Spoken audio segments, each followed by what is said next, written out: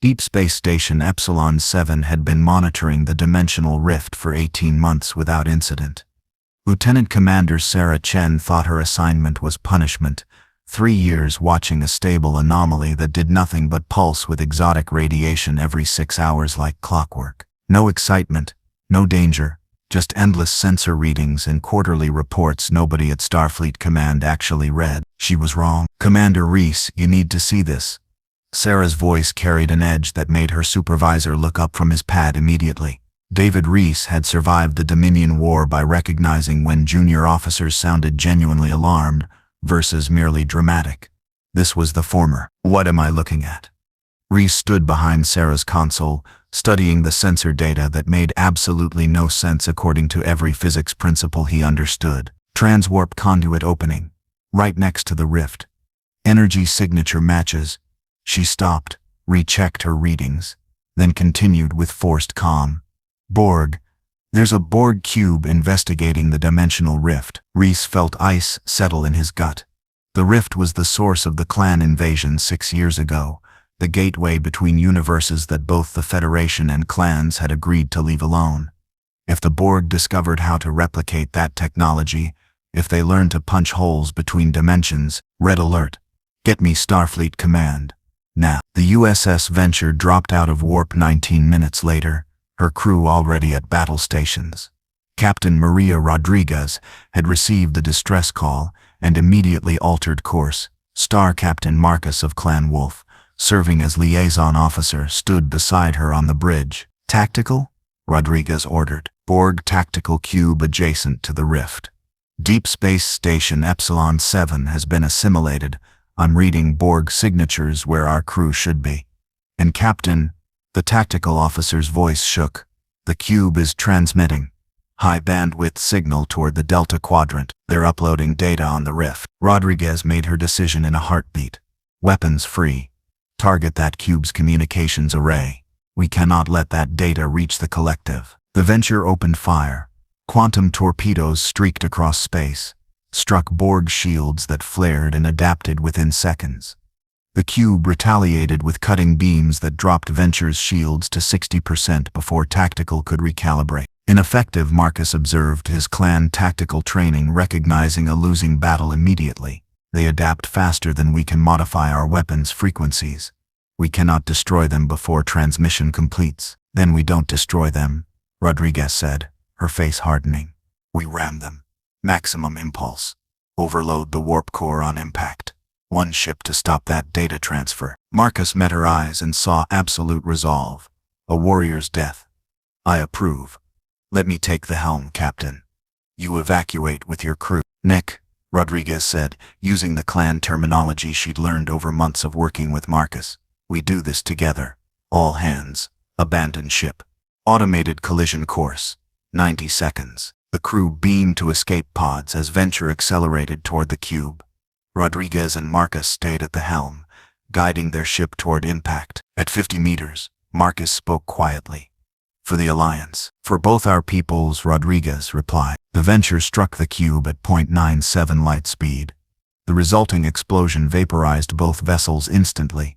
When the light faded, the cube was gone. The transmission was interrupted. Incomplete data reached the collective, enough to intrigue, not enough to replicate. The sacrifice had bought time. Not much, but enough. 6 hours later, Admiral Picard assembled an emergency war council at Starfleet Command. Con Bjorn Jorgensen materialized via hologram from his flagship, too far out to reach Earth quickly, but able to participate remotely. "Analysis," Picard ordered. 7 of 9, former Borg drone, worked her console. The cube transmitted 43% of scan data before destruction, insufficient for replication but adequate for theoretical modeling. The collective now knows the rift exists and partially understands its function. The Queen has reassigned 15 cubes from standard operations to rift investigation. 15 cubes, Commander Riker breathed. "More than they sent to Earth, because this is more valuable than Earth," 7 said flatly. "Dimensional travel means infinite assimilation targets. The Borg will commit any resources necessary to acquire this technology." Con Bjorn's hologram leaned forward. "Then we establish permanent defense. Station a fleet at the rift. Destroy any Borg vessel that approaches. Defensive thinking only delays, Picard countered. The Borg will eventually commit enough forces to overwhelm any defense we establish. We need offense. We need to make them abandon this objective entirely. The debate continued for an hour with no clear solution. Finally, Seven spoke up. There may be one option. The Borg pursue the rift because they believe it offers resources. What if we convince them it offers threats instead? That the Battletech universe contains species that destroy Borg cubes routinely. A deception, Data observed. But the Borg would detect falsified evidence. They are not easily misled. Not unless the evidence comes from within the collective itself, Seven said quietly. From someone whose memories they would trust because they originated from a former drone. Everyone looked at her. You want to let them assimilate you, Picard said, horror in his voice. Upload false memories, then allow capture. It is logical. I have been Borg. I understand how to structure memories that will bypass their verification protocols. I can create a narrative of encountering hostile species that destroyed multiple cubes. They will believe it because it comes from me. Absolutely not, Picard said immediately. I will not send you back into that nightmare. Then what is your alternative, Admiral? Seven challenged. We cannot win through force. We cannot hide the rift. We cannot outrun 15 cubes. What option remains besides deception? Bjorn's hologram spoke before Picard could respond. There is another option. Bait. We use the rift as a lure. Draw the Borg cubes into a kill zone. Destroy them all simultaneously through coordinated strike. A trial of annihilation. Total destruction of enemy forces. With what fleet? Riker asked. We'd need 50 ships minimum to guarantee destruction of 15 cubes. That's half our available forces. If we lose, the Borg take the rift anyway and we've crippled our defensive capability. Then we do not lose, Bjorn said simply. The clans will commit 20 warships. The Federation commits 30 starships. We use hybrid tactics, clan firepower and Federation mobility. We hit them before they reach the rift. We obliterate them. We send a message to the collective that dimensional travel is too costly to pursue. It could work, Data calculated. If we achieve total surprise, position our forces optimally, and execute with perfect timing. Probability of success, 37.4%. Better than zero, Bjorn replied. Better than allowing the Borg to master dimensional travel unopposed. Picard stood silent for a long moment, weighing impossible choices. Finally, we proceed with Bjorn's plan. Assemble the fleet, 50 ships total. We'll designate it Operation Riftguard. Our objective is complete destruction of all Borg forces approaching the dimensional rift. No survivors, no prisoners. This is extermination warfare. When do we deploy? Riker asked. The Borg will arrive at the rift in 72 hours based on their transwarp speed, Seven calculated. We need to be in position within 60 hours to establish optimal firing solutions. Then we have 60 hours to coordinate the largest joint operation in Alliance history, Picard said. Dismissed. And someone get me Captain Sisko. I need his Dominion War experience for this. The fleet assembled over the next 57 hours, 30 Federation starships ranging from Miranda-class frigates to Sovereign-class battleships, 20 clan warships, Essex-class destroyers, Lola the third-class cruisers, even 2 massive Sovereign-Soyuz-class battleships, 50 ships total, representing the combined might of 2 civilizations. The CWS Grey Death, a Lola third-class destroyer, served as the clan flagship. Star Colonel Elena Becker commanded, with Commander Thomas Zhao of Starfleet serving as tactical advisor. The crew was split 50-50. Clan warriors and Federation officers learning to work together under extreme pressure. Sensor contact, Zhao reported as they held position 300,000 kilometers from the rift. 15 Borg cubes emerging from transwarp. Their information tactical spacing for mutual support. All ships, stand by, Elena ordered on the fleet channel. We engage on Admiral Picard's mark. Target priorities have been distributed. Each ship knows which cube to focus on. We fire simultaneously, overwhelm their shields before they can adapt. This is coordinated strike warfare. Execute with precision. On the USS Enterprise E, Picard watched the Borg formation approach the rift. 50 Allied ships held position in a sphere around the dimensional anomaly, hidden from Borg sensors by a brilliant piece of deception. They'd deployed sensor probes that mimicked background radiation, masking the fleet's energy signatures. "All ships report ready, Sir," Worf confirmed from tactical. "Then let's show the Borg what happens when they threaten both our peoples," Picard said. "All ships, fire." 50 ships opened fire simultaneously. Quantum torpedoes, photon torpedoes, PPCs, naval autocannons, missiles, every weapon system the Alliance possessed, unleashed hell on 15 Borg cubes that had expected resistance but not this level of coordinated fury. 3 cubes exploded outright in the first salvo, their shields overwhelmed before adaptation protocols could compensate. 5 more took critical damage, their hulls breached, their drone complements venting to space. The remaining 7 began adapting, their shields modulating to counter the weapons' frequencies they'd detected. But the Alliance had planned for adaptation. Phase 2 commenced immediately. Every ship switched to alternate weapons, phasers to different frequencies, torpedoes to different yields. Clan autocannons simply kept firing because kinetic weapons couldn't be adapted against easily. 2 more cubes died in Phase 2. The remaining 5 scattered, attempting tactical withdrawal. "Do not let them escape," Bjorn's voice thundered across the fleet channel. "Any cube that survives carries tactical data on our coordination. They must all die here. All ships. Pursuit course." The Grey Death led the pursuit, her clan-built engines pushing her to velocities that stressed her structural integrity. She caught one fleeing cube and poured fire into its damaged stern, autocannon rounds tearing through compromised armor, finding the cube's power distribution nodes, causing cascading failures that left the vessel dead in space. "Boarding parties," Elena ordered. "We take no chances. If that cube has any functional systems, we destroy them manually." 20 clan elementals in powered armor maglocked to the cube's hull, cut through the exterior plating, and assaulted the interior. What they found was carnage. Thousands of Borg drones deactivated by power failure. Alcoves, dark, corridors, silent. They planted demolition charges anyway, withdrew, and watched the cube explode from safe distance. 4 cubes remained. The Enterprise hunted one down in the asteroid field bordering the Rift Zone, using the rocks for cover and ambush tactics that Borg tactical programming hadn't anticipated. Data coordinated the attack with android precision, timing phaser strikes to hit the cube when it was vulnerable between evasive maneuvers. The cube died trying to flee into transwarp, its conduit collapsing and consuming the vessel. 3 cubes remained. They regrouped, formed a defensive triangle, and prepared to make the Allied fleet pay for every meter.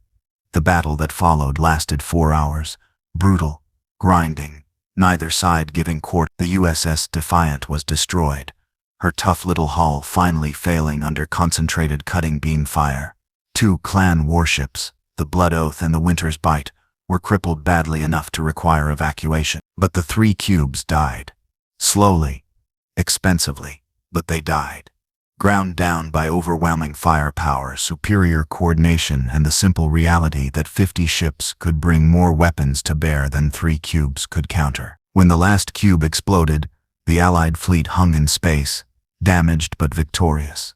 14 ships destroyed or crippled, 3,000 personnel dead, but 15 Borg cubes eliminated. 0 survivors. 0 data transmitted to the collective about fleet coordination or dimensional rift analysis. "Status of the rift?" Picard asked, exhausted but needing to know. "Stable," data reported. No Borg vessels approached within scanning range. They were all destroyed before completing their objective. The collective has gained no additional data on dimensional travel mechanics. "Then we won," Riker said, relief evident in his voice. "We survived," Picard corrected. "The Borg will send more cubes. They'll adapt to our tactics. They'll come in greater numbers.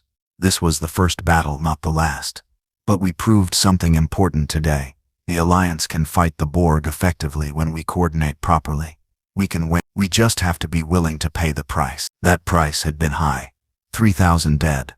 Among them, Captain Maria Rodriguez and Star Captain Marcus, who'd sacrificed themselves to stop the initial data transmission. Their names would be memorialized on monuments on both Earth and the clan homeworlds, warriors from different cultures who'd chosen the same death for the same cause. But the Borg had learned something from the battle. Not tactical data. The cubes had been destroyed too quickly to transmit detailed analysis. But they'd learned that the Alliance valued the rift, defended it with overwhelming force, and would commit significant resources to prevent Borg access, which meant the rift was more valuable than previously calculated, which meant the collective needed to adjust its approach. Instead of direct assault on the rift, they would target the Alliance itself, weaken their forces, acquire technology and genetic material that could be used to overcome Allied defenses. They would start with the clans, specifically with clan warriors. The mining colony of Xerxes III never saw them coming.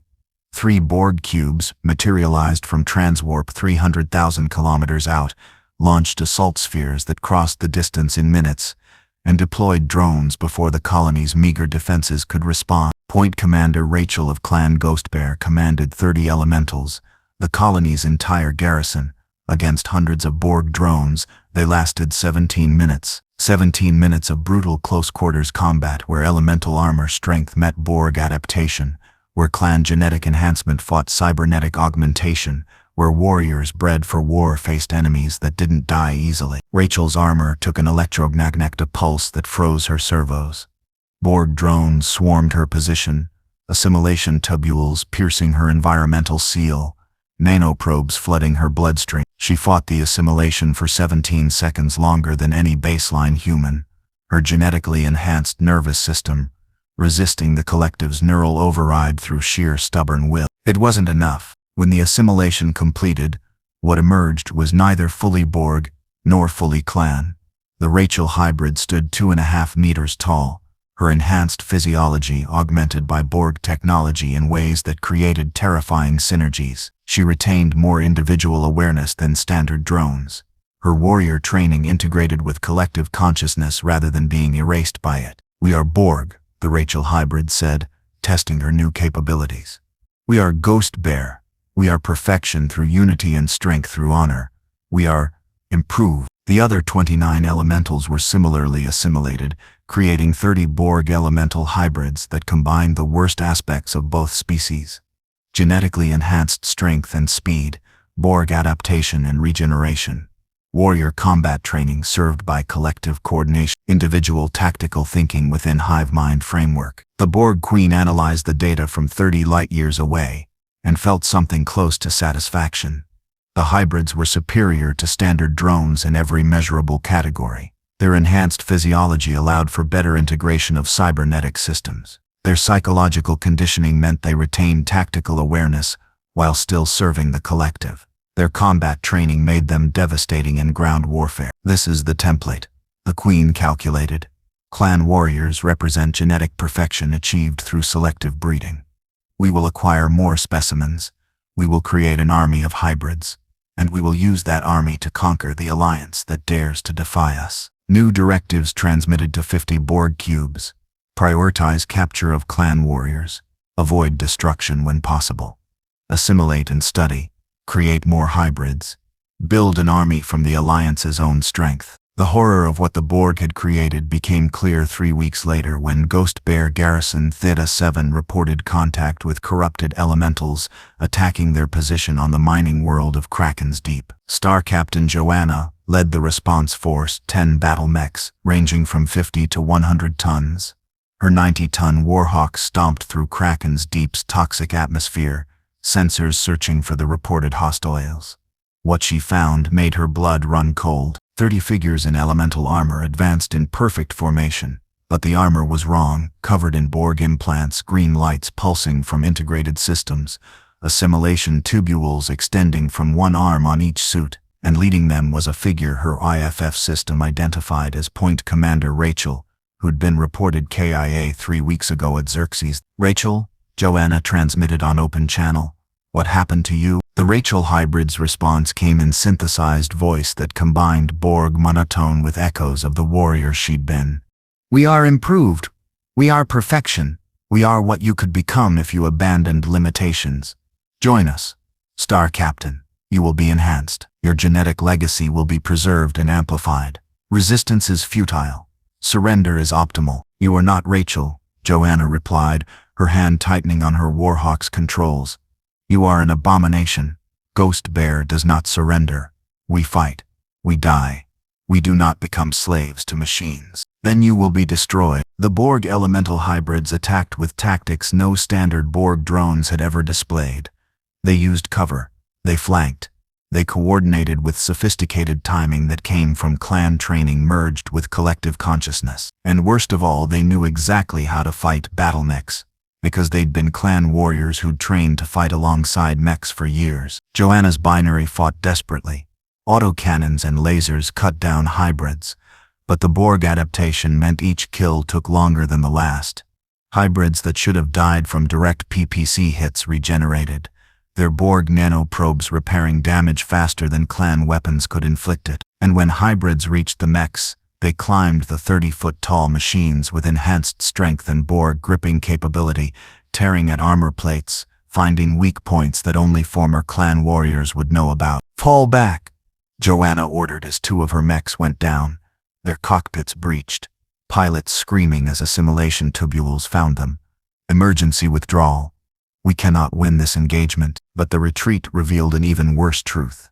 The Borg hadn't just created elemental hybrids. They'd also acquired a damaged battle mech from an earlier skirmish, and they'd assimilated it. The assimilator mech emerged from the toxic mists like a nightmare given form. 100 tons of Atlas-class assault mech, its armor plating covered in Borg technology, one arm replaced entirely with an assimilation apparatus the size of a small vehicle, the other 3 limbs mounting standard weapons. The fusion reactor that powered it had been enhanced with Borg regeneration systems, making the mech nearly unkillable through conventional damage. It moved with jerky, inhuman grace, Borg efficiency combined with battle mech power.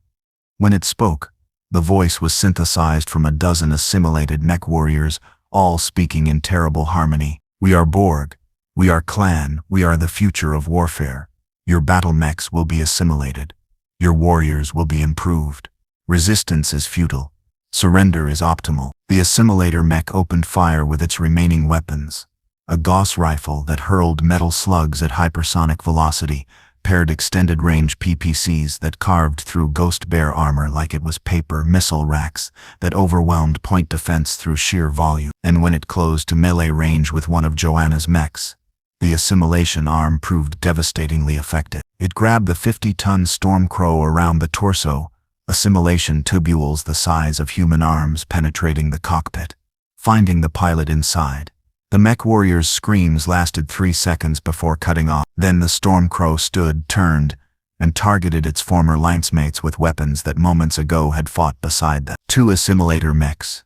Joanna transmitted on emergency channels as her binary fled. "The Borg can create more.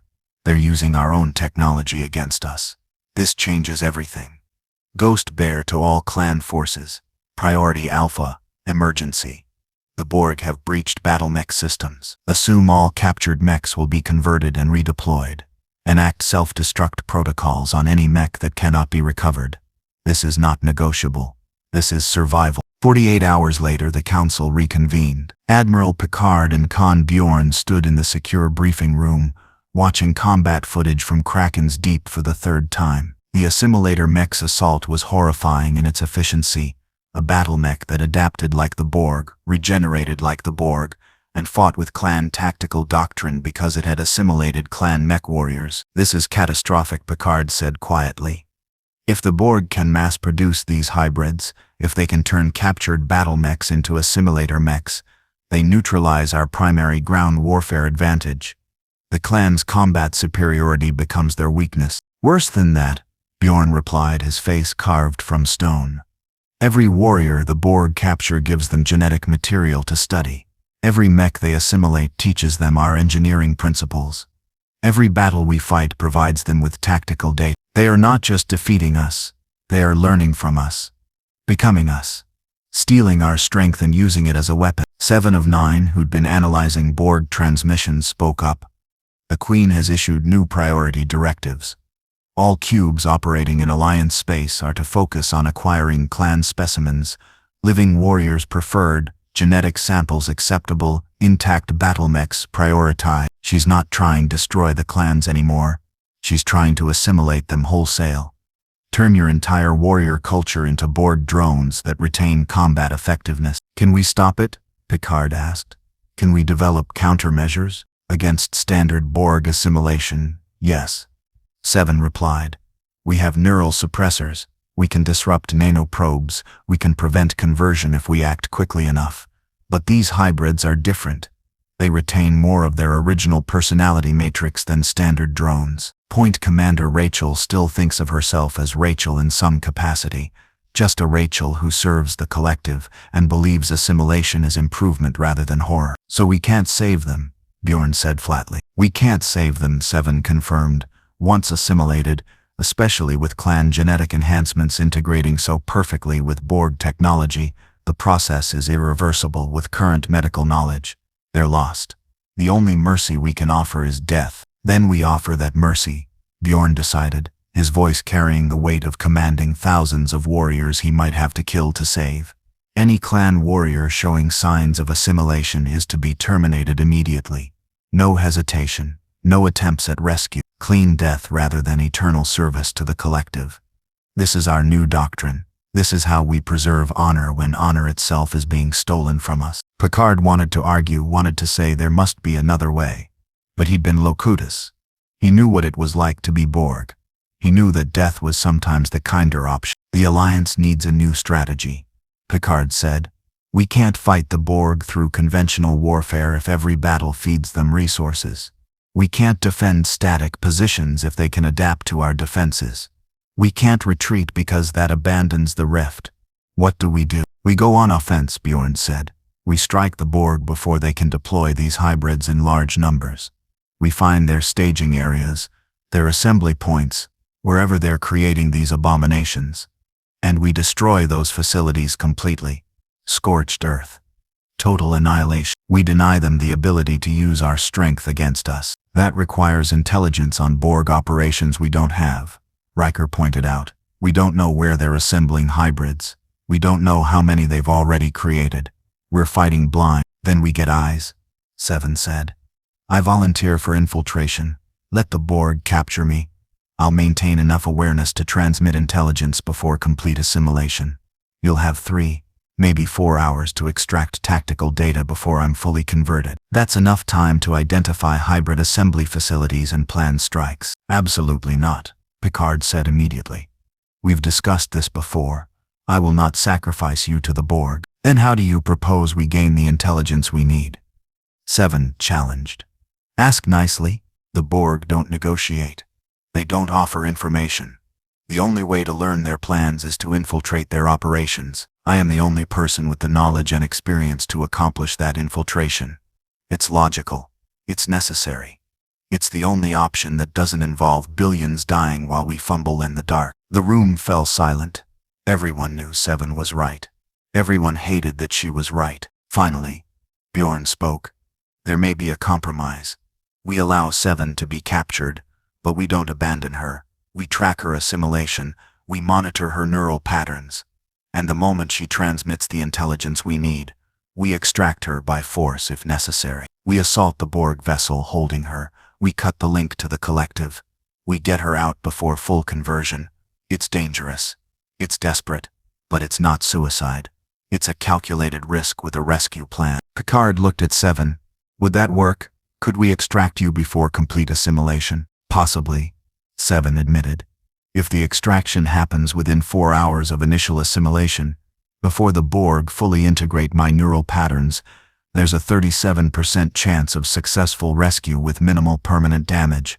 After 4 hours, that probability drops to 0. 37%, Picard repeated. The same odds Data had calculated for their first battle against 15 cubes. Those had been terrible odds. They'd won anyway through perfect execution. And a little luck. Could they do it again?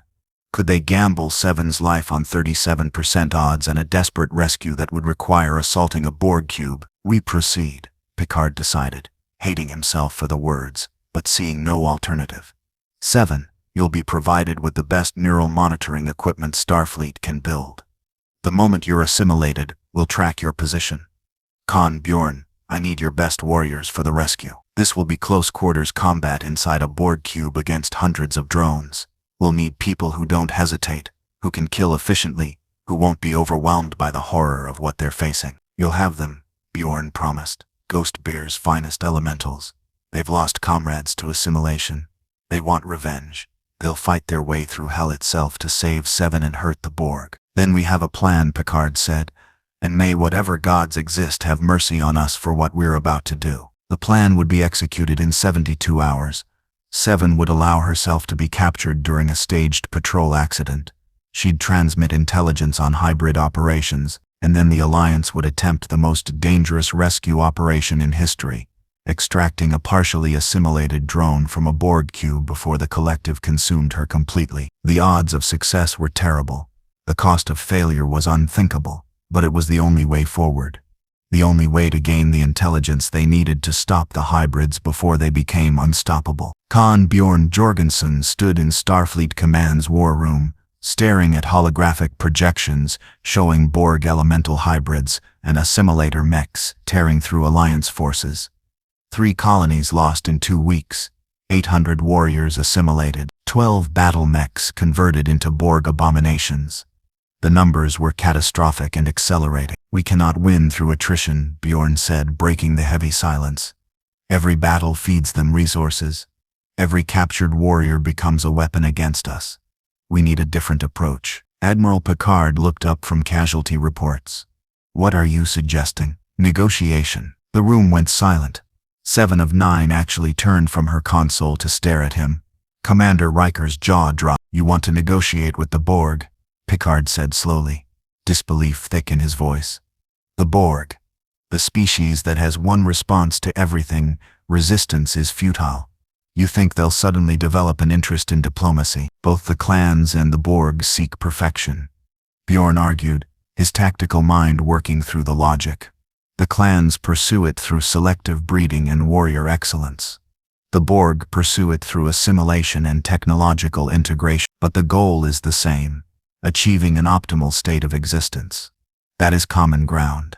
That is a foundation for dialogue. The Borg don't have dialogue, Seven said flatly. I was Borg for 18 years. The collective does not negotiate. It calculates optimal outcomes and executes them. Conversation implies 2 parties with different perspectives. The Borg have only one perspective. Assimilate or destroy. There is no middle ground. Then we create middle ground, Bjorn insisted. We offer them something they want more than assimilation. We propose a technology exchange, clan genetic data in exchange for them abandoning pursuit of the dimensional rift. They get genetic perfection without warfare. We get them to leave the rift alone. Both sides benefit. You would give them our genetic legacies. Star Captain Joanna, attending via holocom from her warship, sounded horrified. Centuries of careful breeding, bloodlines tracing back to Kerensky himself. You would hand that to machines? I would trade data for survival, Bjorn replied coldly. Genetic information can be recovered, rebuilt over generations. But if the Borg master dimensional travel, there is no recovery. They spread across infinite universes, assimilating everything. We lose not just our genetic legacy but our entire civilization across all realities. I choose the lesser evil. Picard shook his head.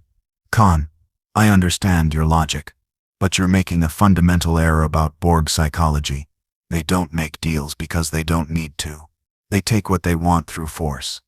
Offering them genetic data will not make them less interested in the rift. It will make them more interested because they'll calculate that if we're willing to negotiate, we're weak. And the Borg exploit weakness. Then we make the offer from a position of strength, Bjorn countered. We demonstrate we can hurt them, destroy more cubes, cripple their operations in this sector. Then we offer the trade, not as supplicants begging for mercy, but as warriors offering honorable exchange between equals. The Borg don't recognize equals, Seven said. Only targets for assimilation and obstacles to be overcome. You are proposing negotiation with a species that has no word for compromise in their language because the concept doesn't exist in their collective consciousness. I am proposing we try. Bjorn's voice rose, frustration bleeding through his normally stoic demeanor. We are losing this war. 3 colonies in 2 weeks. At this rate, The Borg will have assimilated every clan world within 6 months. I would rather try negotiation and fail than watch my people converted into drones without attempting every possible solution. Picard stood silent for a long moment, old memories of Locutus flooding back. He'd tried to negotiate once, tried to reason with the collective. They'd assimilated him for his effort, turned him into their weapon, forced him to help them attack Earth. The experience had taught him that the Borg couldn't be reasoned with, only fought, only survived, only barely defeated through desperate measures and impossible luck. But Bjorn was right about one thing. They were losing. The Alliance couldn't sustain these casualty rates. Something had to change. Very well, Picard said, surprising everyone, including himself. We attempt contact. But we do it carefully. We transmit on Borg frequencies. We make our offer, and the moment they show signs of aggression, we withdraw. No ships in range of assimilation. No personnel at risk. Pure communication from safe distance. Agreed, Bjorn said, relief evident in his voice. I predict this will fail catastrophically, Seven said. But I suppose failed negotiation is better than no attempt at all. It will at least provide data on current Borg priorities. The transmission was sent 3 hours later from the USS Enterprise, positioned safely outside Borg weapons range near the dimensional rift. Picard stood on his bridge, Bjorn beside him via hologram, as they broadcast their message on all known Borg frequencies. This is Admiral Jean-Luc Picard of the United Federation of Planets and Ilkan Bjorn Jorgensen of the clans. We propose negotiation regarding the dimensional rift and ongoing hostilities between our civilizations and the Borg collective. We offer exchange of valuable biological and technological data in return for cessation of aggression and abandonment of interdimensional travel research. We await your response. The silence lasted 47 seconds. Then every speaker on the Enterprise crackled to life with the synthesized voice of billions speaking as one. We are the Borg. Negotiation is irrelevant. Your biological and technological distinctiveness will be added to our own. You will be assimilated. Resistance is futile. Your offer is rejected. Your attempt at negotiation has been noted and analyzed. You demonstrate weakness. Weakness will be exploited. Assimilation will proceed. The channel went dead. A Borg cube materialized from transwarp 500,000 kilometers away, too far for immediate engagement, but close enough to send a message. They'd been listening. They'd heard the offer, and they'd responded with absolute rejection. Well, Riker said into the silence that followed, that went exactly as badly as predicted. Bjorn's hologram stood rigid, his face carved from stone. I was wrong. Seven was right. They cannot be negotiated with. They view any attempt at diplomacy as weakness to exploit.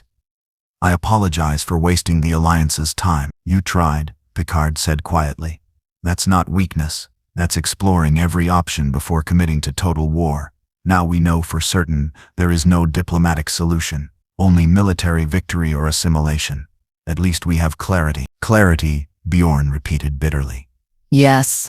Clear knowledge that my people face extinction unless we can somehow defeat an enemy that adapts to every tactic, assimilates every resource, and grows stronger with each battle we fight. Very clarifying. Seven looked up from her analysis. Admiral, the Borg response included a secondary transmission, encrypted, low bandwidth, directed specifically at clan frequencies. They're requesting additional communication, with the clans specifically, not the Federation. Just the clans. What? Bjorn stepped closer to the holographic projectors. They rejected negotiation, then immediately requested more communication. That makes no sense. The Borg don't play games. They don't engage in psychological warfare. They're direct, efficient, absolute. Unless they want something specific from the clans that they don't want from the Federation, Picard realized dread settling in his stomach. Seven, can you decode that transmission? Her ocular implant flickered as she processed. Decoding now. It's Admiral Khan Bjorn. You need to see this. The transmission is a direct communication from the Borg Queen herself. She's requesting to speak specifically with clan leadership. And she's offering terms. The Borg Queen's face appeared on the Enterprise's main view screen. Pale skin.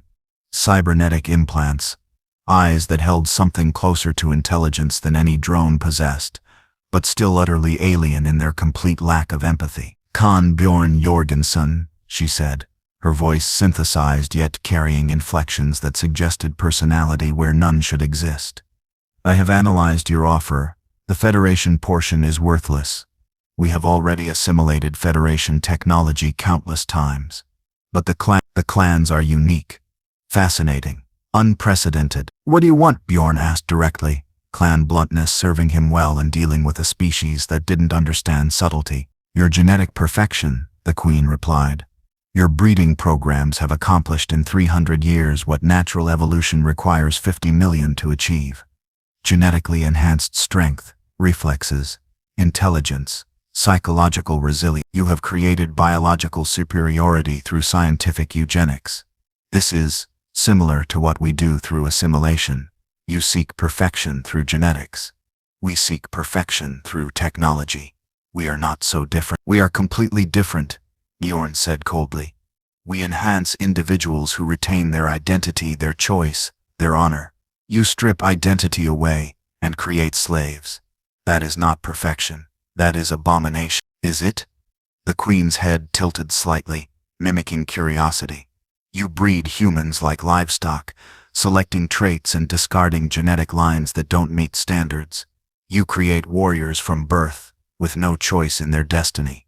You value collective clan identity over individual preference. How is that different from our collective? We also select for optimal traits. We also create drones with specific purposes. We also value unity over individuality. The differences are superficial, the principles are identical. The difference is choice, Bjorn replied, but his voice carried less certainty than before. The Queen's words struck uncomfortable parallels to criticisms the Federation had leveled at clan society during the war. Choice, the Queen repeated, and something in her tone suggested amusement.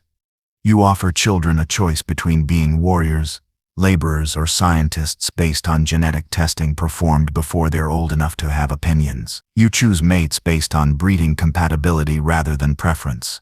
You choose to die rather than accept defeat because your culture has programmed that choice into you from infancy. How much of what you consider free will is actually just biological and cultural programming you've internalized so completely you don't recognize it as external control? The war room fell silent. Picard watched Bjorn's face and saw the Khan grappling with questions that had no easy answers, questions that the Borg Queen of all beings had raised because she saw the parallels between clan eugenics and Borg assimilation. What do you want from us? Bjorn asked, steering back to practical matters rather than philosophy he couldn't easily defend. Cooperation, the Queen said simply. You provide complete genetic databases for all clan bloodlines. Every genetic legacy, every breeding protocol, every enhancement you've developed over 3 centuries. In exchange, we abandon pursuit of the dimensional rift. We withdraw all cubes from Alliance space. We cease hostilities completely. You gain peace. We gain genetic perfection.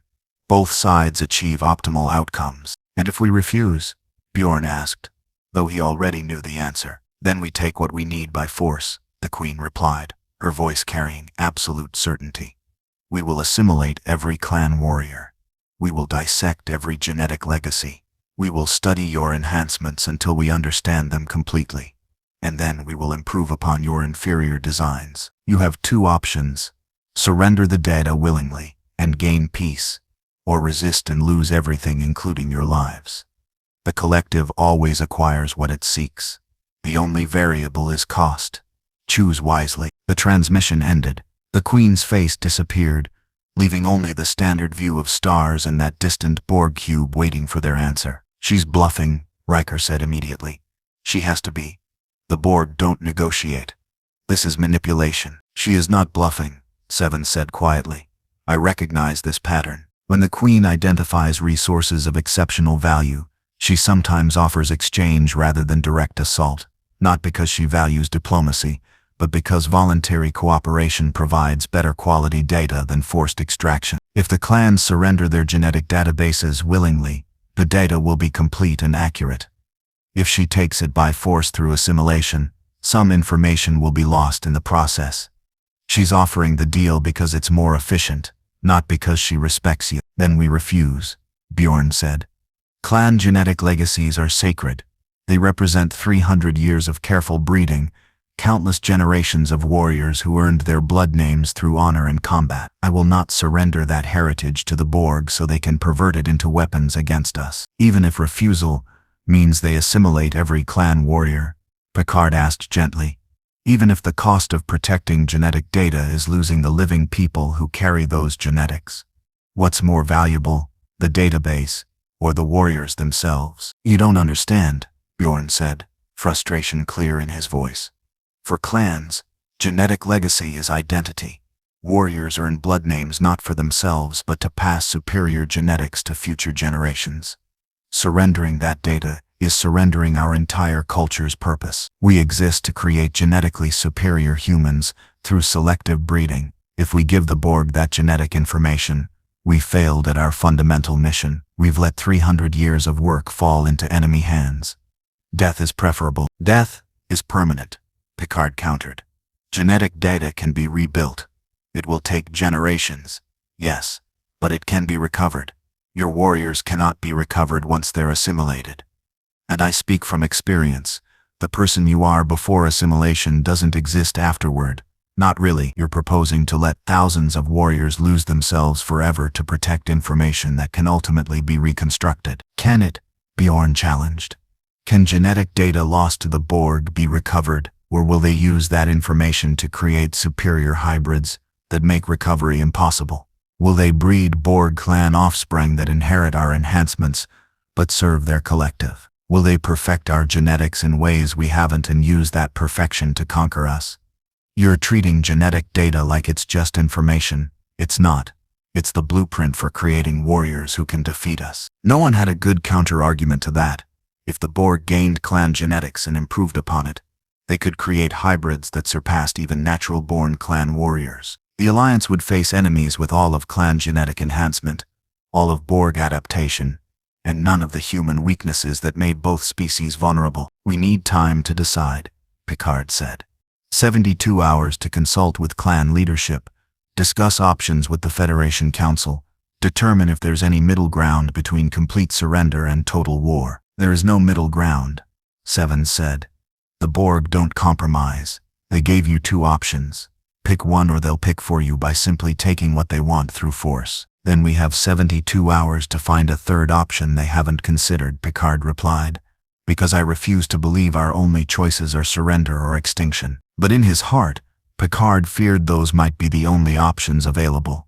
Sometimes wars reached points where victory became impossible and the only question was how much you'd lose before accepting defeat. He prayed this wasn't one of those wars, but the Borg Queen's offer suggested otherwise. Clan Wolf's genetic repository was housed deep beneath the surface of Valhalla, a fortified world that had been Wolf's primary base since their arrival in Federation space. The facility contained DNA samples from every Wolf bloodline dating back 300 years, genetic legacies of warriors who'd earned their names through combat, through excellence, through proving they represented the best humanity could achieve through careful breeding. Khan Sarah, commander of Clan Wolf's forces in Federation space, stood in the vault room surrounded by cryogenic storage units containing the sum total of her clan's genetic heritage. Hundreds of bloodlines, thousands of warriors, generations of careful selection encoded in frozen tissue samples that could rebuild Wolf from extinction if necessary. The Borg wanted this, all of it, and they were willing to offer peace in exchange. We cannot surrender this, Star Colonel Marcus said, his voice carrying absolute conviction. This is Wolf's soul. This is everything we are and everything we've worked toward for 3 centuries. Giving this to the Borg is betraying every warrior who ever earned a blood name, and keeping it means watching the Borg assimilate living warriors to get the same information, Sarah replied, her voice heavy with the burden of command. They'll take it one way or another. The Queen made that clear. The only question is whether we surrender it and gain peace, or force them to extract it from our corpses while we die fighting. Then we die fighting, Marcus said simply. That is the clan way. The clan way is survival, Sarah countered. Nicholas Kerensky created the clans to preserve humanity after the collapse of the Star League. Survival was always the goal, everything else serves that purpose. How does dying to protect genetic data serve survival if we could live by surrendering it? Because some things are worth more than survival, Marcus insisted. Honor, legacy, identity. If we surrender our genetic heritage to the enemy, we survive as what? Shells of what we were. Warriors without purpose. Clans without the genetic excellence that defines us. That's not survival. That's slow extinction through loss of identity. Sarah turned to face him fully. And if I ordered you to execute Protocol Omega, total destruction of all genetic repositories to prevent Borg acquisition, would you argue about identity then? Marcus went pale. Protocol Omega was the ultimate fail-safe, complete destruction of genetic data to prevent enemy capture. It had been established after the clan invasion of the Federation when Wolf leadership realized they might lose, might face defeat, might need to ensure their genetic legacies didn't fall into enemy hands. You would destroy 300 years of genetic work? Marcus asked, horror in his voice. Erase every bloodline, every carefully cultivated enhancement, every generation of warriors who earned their names through honor. That is unthinkable. Is it? Sarah pulled up holographic displays showing Borg elemental hybrids using wolf combat techniques against ghost bear warriors.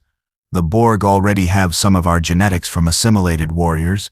They're already creating hybrids that combine our enhancements with their technology. Every day we delay, they learn more, acquire more samples, create more abominations wearing wolf faces. Protocol Omega ensures they never get complete data. They get fragments from assimilated warriors, yes, but not the full genetic legacy, not the complete breeding protocols, not the accumulated knowledge of 300 years of eugenics. We deny them perfection even if it costs us everything. Calm, Sarah, Marcus said carefully. You are suggesting we commit genetic suicide, destroy our own heritage to prevent the enemy from stealing it. That is beyond desperate. That is self-immolation. That is scorched earth, Sarah corrected. Ancient strategy dating back to Earth's history. Deny the enemy resources even if you must destroy those resources yourself. The Borg want our genetics. We ensure they never fully acquire it. We survive with the genetics we carry in our living warriors, rebuild slowly over generations without databases. Accept that recovery will take centuries but at least remains possible. The alternative is surrendering complete data and watching the Borg create perfect hybrids that destroy us using our own genetic superiority. She pulled up a holocom connection to Admiral Picard and Khan Born. I'm calling emergency conference. Proposal. All clans execute Protocol Omega simultaneously. Complete destruction of genetic repositories. We keep what genetics exist in living warriors, but all databases are erased. The Borg will have to extract information through assimilation, which is incomplete and destructive. They'll never get full genetic legacies. We deny them total victory even if it costs us our past. Bjorn's holographic form appeared, his scarred face thoughtful. That is, extreme, but strategically sound. The Borg Queen offered the deal because voluntary surrender provides complete data. Forced extraction through assimilation loses information, approximately 30% based on Federation medical estimates. If we destroy the repositories, they can never acquire complete genetic profiles. They get fragments, pieces, never the whole picture. And we lose 300 years of work, Picard said, his voice heavy with the implications. Can the clans recover from that? Rebuild without databases? Slowly, Bjorn admitted. Very slowly. Genetic data exists in living warriors. Their DNA can be sampled, analyzed, reconstructed into partial databases over decades. We lose the detailed breeding protocols, the complete genealogies, the accumulated knowledge, but we retain the base genetics themselves. It will take 2 centuries to rebuild what we destroy today, but 2 centuries of slow recovery is better than extinction at Borg hand. Sarah nodded. I'm ordering Wolf to execute Protocol Omega in 24 hours unless overruled by Alliance Command. I recommend all clans do the same. We burn our past to secure our future. It is the hardest choice I've ever made as Khan, but it is the right choice. The only choice that doesn't end in complete Borg victory. I concur, Bjorn said after a long pause. Ghost Bear will execute Protocol Omega. I will contact other Khans and recommend they do the same. The Borg want our genetic perfection. We ensure they never fully acquire it, even if we must destroy what we've built to deny them." Picard stood silent, watching two proud warriors choose to burn their own heritage rather than surrender it to the enemy. It was both terrible and magnificent, a sacrifice so profound it defied easy comprehension. "The Federation supports this decision," Picard said formally. "We'll provide technical support for data destruction protocols, ensure no recoverable fragments remain in any system. And, I'm sorry, I know what you're losing. What all clans are losing. Genetic data might seem like just information to non-clan cultures, but I understand it represents your identity, your history, your entire cultural purpose. This is a sacrifice comparable to Earth ceasing to destroy all historical records to prevent enemy acquisition. I want you to know the Federation recognizes that sacrifice and honors it." "Save the honor for after we survive," Sarah said grimly. "Words are cheap. Survival is expensive. We're paying the price. Let's make sure it accomplishes something." 24 hours later, clan genetic repositories across 8 worlds executed Protocol Omega simultaneously. Cryogenic storage was purged with high-intensity thermal charges that reduced frozen tissue samples to ash. Computer databases were wiped using quantum deletion protocols that made recovery impossible even for Borg technology. Breeding records, genealogies, enhancement protocols, everything accumulated over 3 centuries was systematically erased. Khan Sarah stood in Wolf's repository and watched 300 years of her clan's work burn. Each storage unit that exploded felt like a death, a bloodline lost, a warrior's legacy erased, a piece of Wolf's soul consigned to flames rather than let it fall to the Borg. When it was over, when every sample was destroyed and every database showed null values, Sarah transmitted to all Wolf warriors, "We have executed Protocol Omega. Wolf's genetic legacy is reduced to what exists in living warriors. We rebuild from ourselves. We recover over generations. That is what Wolf does. That is what we have always done." Selah. Thousands of voices responded across subspace channels, the ritual affirmation carrying grief and determination in equal measure. The Borg Queen received notification of the repository destructions within an hour through monitoring systems she'd established in Alliance territory. Her response was immediate and absolute. "Genetic repositories have been destroyed. Voluntary cooperation has been rejected. The offer is withdrawn. All cubes, new priority directive. Acquire clan warriors through force. Assimilate complete genetic profiles through direct extraction. Losses acceptable. Acquisition of genetic data is priority alpha. Execute." 50 Borg cubes throughout Federation clan space received the directive and immediately altered course. Their new mission was clear. Capture clan warriors alive, extract their genetic information through assimilation, build complete profiles through brute force acquisition even if individual warriors were destroyed in the process. The clans had gambled that scorched earth would make them too costly to pursue. Instead, it had made them the Borg's primary target.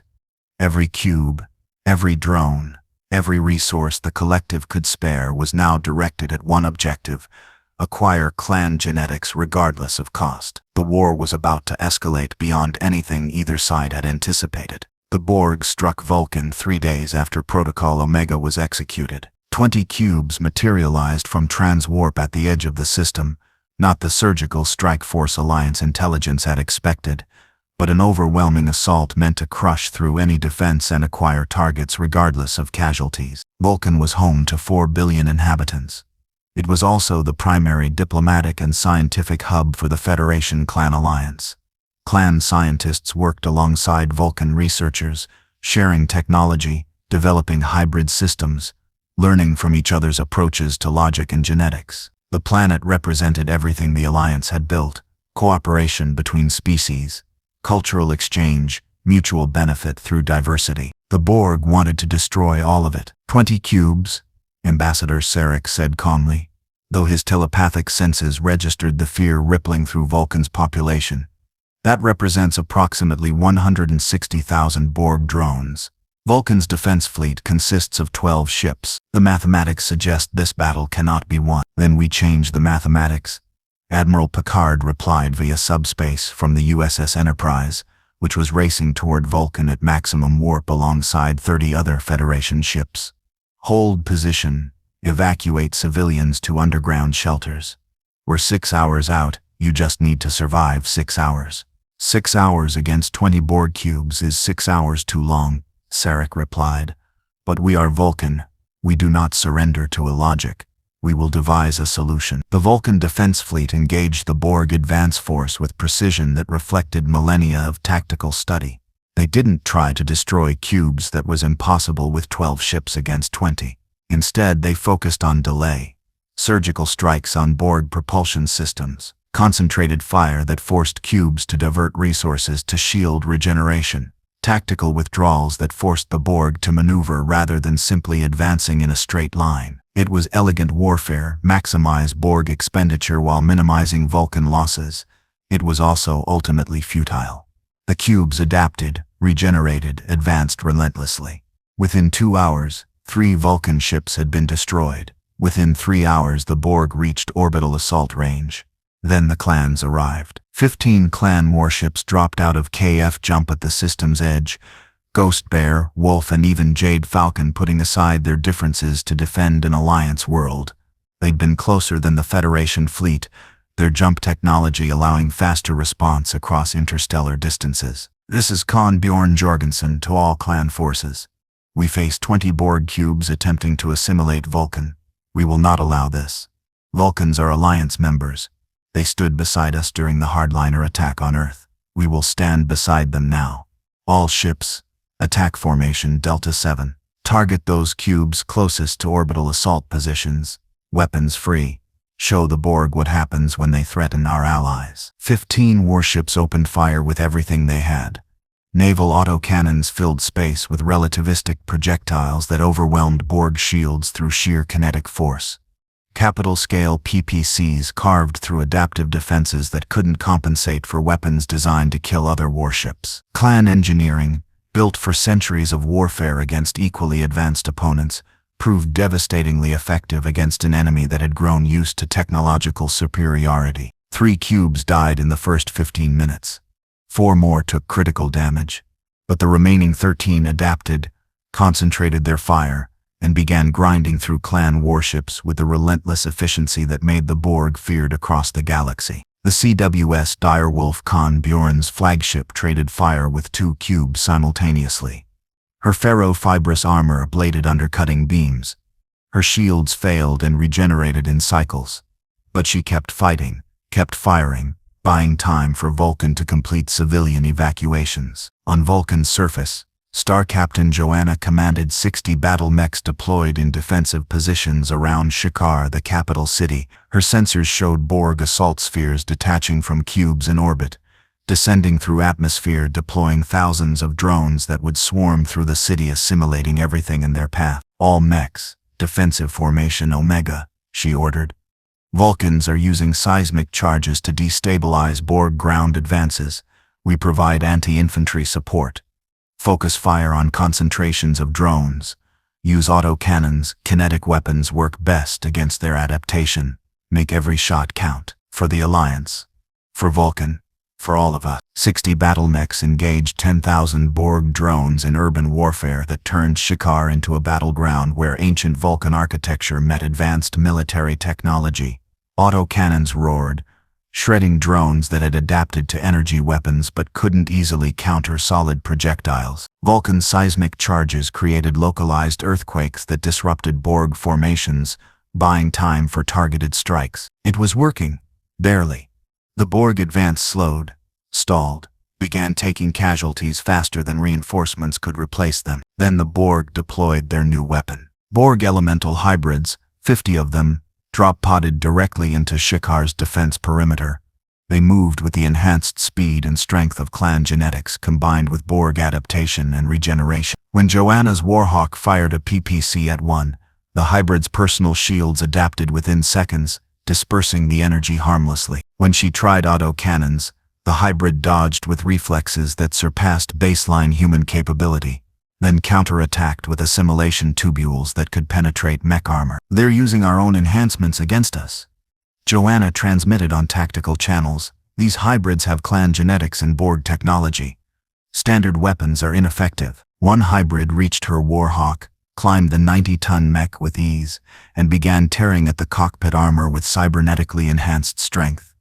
Joanna triggered her emergency ejection, blowing the hybrid off her mech, but she'd lost her primary combat platform. Around her, other pilots faced the same horror battle mechs designed to fight other mechs overwhelmed by infantry that should have been easy targets but instead proved nearly invincible. The battle was turning. Vulcan's defenders were being pushed back. The Borg advance continued. Then the Federation fleet arrived. 30 starships dropped out of warp in perfect formation, Captain Riker coordinating from the USS Sovereign. All ships, concentrate fire on cubes engaged with clan warships. We don't have to destroy them, just disrupt them enough for the clans to finish the job. Transphasic torpedoes, maximum spread. Fire. Transphasic torpedoes phase-shifted warheads that bypassed conventional shields, proved devastatingly effective against Borg cubes already stressed by clan autocannon fire.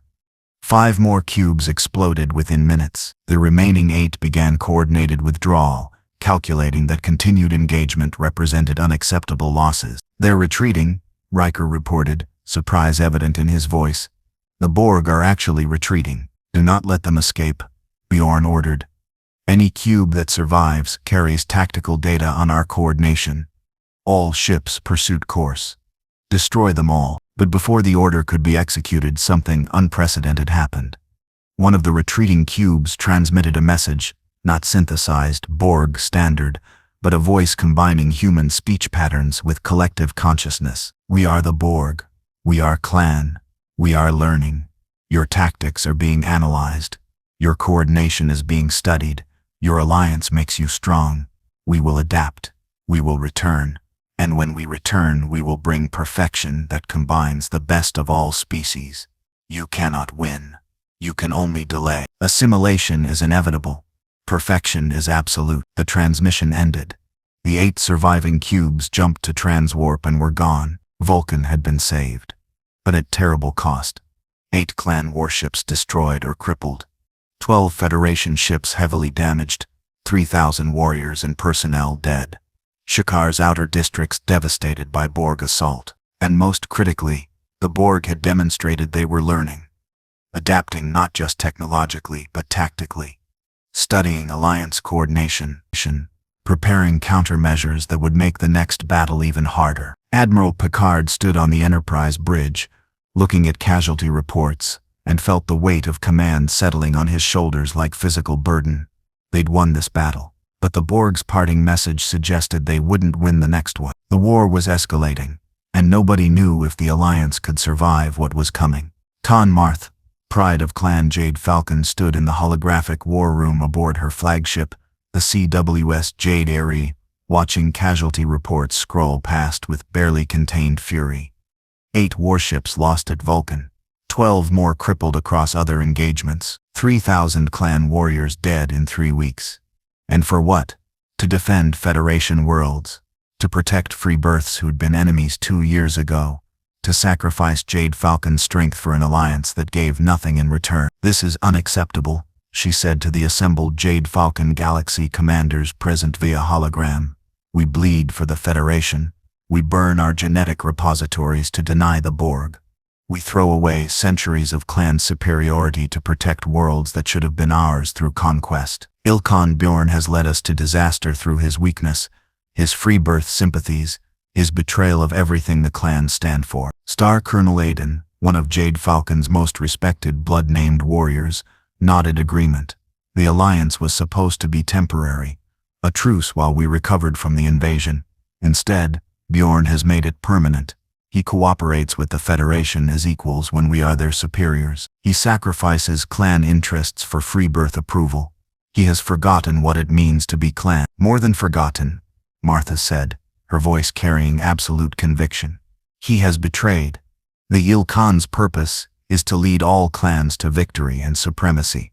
Instead, Bjorn leads us to extinction through cooperation with inferiors. He must be removed. Jade Falcon must challenge his authority and assume leadership before his weakness destroys us all. You propose a coup, Galaxy Commander Timur said carefully. Removal of an Ilkan is unprecedented outside formal challenge. You would fracture the clans during a war for survival. I propose we survive by returning to clan principles, Martha countered. We stop defending Federation worlds. We withdraw our forces to clan-controlled territory. We let the Federation fight the Borg alone, and when both sides are weakened, we emerge strong and claim what should have been ours from the beginning. We use this war to our advantage rather than dying for free births who don't deserve our sacrifice. That is, Aiden paused, choosing his words carefully, strategically sound, but politically catastrophic. The other clans have committed to the alliance, Wolf and Ghost Bear especially. They will view Jade Falcon's withdrawal as betrayal. Desgra, let them, Martha said coldly. Jade Falcon does not require approval from clans that have grown soft. We are the true heirs of Kerensky's vision, pure, strong, uncompromising. If the others want to die protecting free births, that is their choice. We choose differently. We choose survival and supremacy over noble extinction. She pulled up a holographic star chart, showing clan and Federation territories. I have been in contact with several other khans. Jade Falcon is not alone in our concerns. Clans Ice Hellion, Blood Spirit and Steel Viper have expressed similar dissatisfaction with Bjorn's leadership. Together we represent 40% of clan military strength. If we withdraw from the alliance simultaneously, the Federation cannot stop us. They need us more than we need them. We hold the leverage. And when the Borg turn their full attention to isolated clan worlds after the Federation falls, Timur challenged, when we face the collective alone without Federation support, we will have preserved our strength while the Borg expended theirs against the Federation, Martha explained. The Borg adapt, but they also suffer losses. Let them grind themselves against Federation defenses. Let them assimilate free birth genetics and technology. When they finally turn to us, they'll face rested clan forces that have studied their tactics and prepared countermeasures. We win through patience, not through suicidal charges defending worlds that aren't ours. It was logical. It was pragmatic. It was also fundamentally opposed to everything the Alliance had built. But after 3 weeks of catastrophic losses defending Federation interests, many Jade Falcon warriors were ready to embrace Martha's vision: survival through separation, victory through letting others bleed first. I will issue formal challenge to Ilkhan Bjorn's authority at the next clan council, Martha decided, on grounds that his leadership has been detrimental to clan interests and his cooperation with the Federation violates fundamental clan principles of supremacy through conquest. If he will not step down voluntarily, I will demand a trial of refusal, single combat to determine rightful leadership. Either way, Jade Falcon will lead the clans back to our proper path. The clan council convened 2 days later via holographic conference. All active khans present virtually, as assembling physically would leave their forces vulnerable to Borg attack. Ilkhan Bjorn presided from his damaged flagship, his face showing the strain of weeks of constant warfare. We have gathered to discuss coordination for upcoming, Bjorn began. We have gathered to discuss your removal, Martha interrupted, her hologram standing abruptly. Ilkhan Bjorn Jorgensen, I formally challenge your authority on grounds of incompetence and betrayal of clan principles. You have led us to disaster. You have sacrificed clan interests for Federation approval. You have made us subordinate to free births who should fear us. I demand you step down immediately or face trial of refusal to determine rightful leadership. The silence that followed was absolute. Challenging an Ilkhan's authority during wartime was unprecedented, technically legal under clan law, but so extreme that it hadn't been attempted in living memory. You accuse me of incompetence, Bjorn said quietly, his voice carrying dangerous calm. Elaborate. The facts speak for themselves, Martha replied. We have lost 20 warships in 3 weeks. 4,000 warriors dead or assimilated. Our genetic repositories destroyed on your orders. The Borg grow stronger while we grow weaker. And for what? To defend Federation worlds, to protect free births, to honor an alliance that costs us everything and gives us nothing. That is not leadership. That is suicide. We defend the alliance because the alternative is facing the Borg alone, Bjorn countered. You propose we withdraw, let the Federation fall, then face the collective after they've assimilated billions more drones and acquired all Federation technology. That is not strategy. That is cowardice disguised as pragmatism. Cowardice? Martha's voice rose. I propose we survive. I propose we preserve clan strength rather than throwing it away defending inferiors. You call that cowardice? I call your suicidal cooperation with free births the true cowardice. You're afraid to stand alone, afraid to trust clan's superiority, afraid to make hard choices that actual leaders must make. I have made hard choices, Bjorn said, his voice hardening. I ordered Protocol Omega. I watched 300 years of genetic work burn because it was necessary. I have committed warriors to battles we might lose because those battles must be fought. I have done everything required to give our people a chance at survival.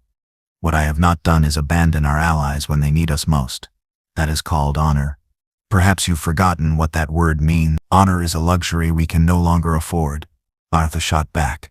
Honor will not resurrect dead warriors. Honor will not recover destroyed genetic legacies. Honor will not save us when the Borg finish assimilating the Federation and turn their full attention to us. Wake up, Bjorn. This alliance is killing us. Khan Sarah of Clan Wolf spoke up, her voice cutting through the argument. Khan Martha raises valid concerns about casualties and resource expenditure. But her proposed solution, abandonment of the alliance, is strategically flawed. The Borg don't discriminate. They will assimilate Federation, clans, Klingons, everyone. We either stand together or die separately. That is the only choice available. There are always more choices than the ones we're presented, Martha replied. Jade Falcon chooses a third option, strategic withdrawal, resource preservation, measured engagement on our terms rather than desperate defense of free birth worlds. And we're not alone. Khan Vlad of Ice Hellion, will you speak? Another hologram activated. Khan Vlad of Clan Ice Hellion, a young and aggressive warrior known for favoring rapid assault over cautious planning. Ice Hellion stands with Jade Falcon. We have lost too much defending worlds that aren't ours. We withdraw our forces from Alliance operations effective immediately. Khan Angus of Blood Spirit also stands with Jade Falcon, another voice added. Blood Spirit withdraws. Steel Viper withdraws. Khan Paragard confirmed. 4 clans representing nearly half of all clan military strength in Federation space had just announced their withdrawal from the Alliance. The coordinated nature of the announcements made clear this had been planned. Coordinated, a political maneuver designed to force Bjorn's hand. You fracture the clans during a war for survival, Bjorn said, his voice carrying barely controlled fury. You doom us all through division. This is worse than Desgra. This is treason. This is survival, Marth replied. Something you've apparently forgotten how to achieve. Ilkhan Bjorn, I repeat my formal challenge. Step down or face me in a trial of refusal. Your leadership ends today one way or another. Bjorn stood silent for a long moment, calculating options, measuring consequences. A trial of refusal would take days to arrange, days the Alliance didn't have. But refusing the challenge would make him appear weak, might encourage other clans to join Martha's coalition. He made his decision. I accept your challenge, Khan Martha. Trial of refusal, single combat, to be conducted in 72 hours at a neutral location. The victor leads the clans. The loser accepts the winner's judgment. Agreed, Marth said, satisfaction evident in her voice. She was 30 years younger than Bjorn, uninjured while he'd been wounded at Vulcan, confident in her combat abilities. She believed she could win, and if she won, the Alliance would shatter. Admiral Picard received news of the clan internal conflict within an hour. He stood in his office, reading the report 3 times, each reading making his expression grow more grim. Half the clan forces are withdrawing, he said to Commander Riker. 4 clans pulling out of the Alliance entirely. Khan Bjorn challenged to single combat that could remove him from leadership. The Alliance is collapsing from internal pressure. Can we stop it? Riker asked. Intervene politically and prove Martha's point that we're trying to control the clans. Picard shook his head. No, this is clan internal politics. We stay out of it. We hope Bjorn wins his trial of refusal, and we prepare for the possibility that he loses and we're suddenly facing the Borg with half our previous strength. If that happens, if the clans fracture, can we win? Picard looked at casualty projections, resource estimates, tactical analyses. All the data painted the same picture. The Alliance was barely holding together with full clan support.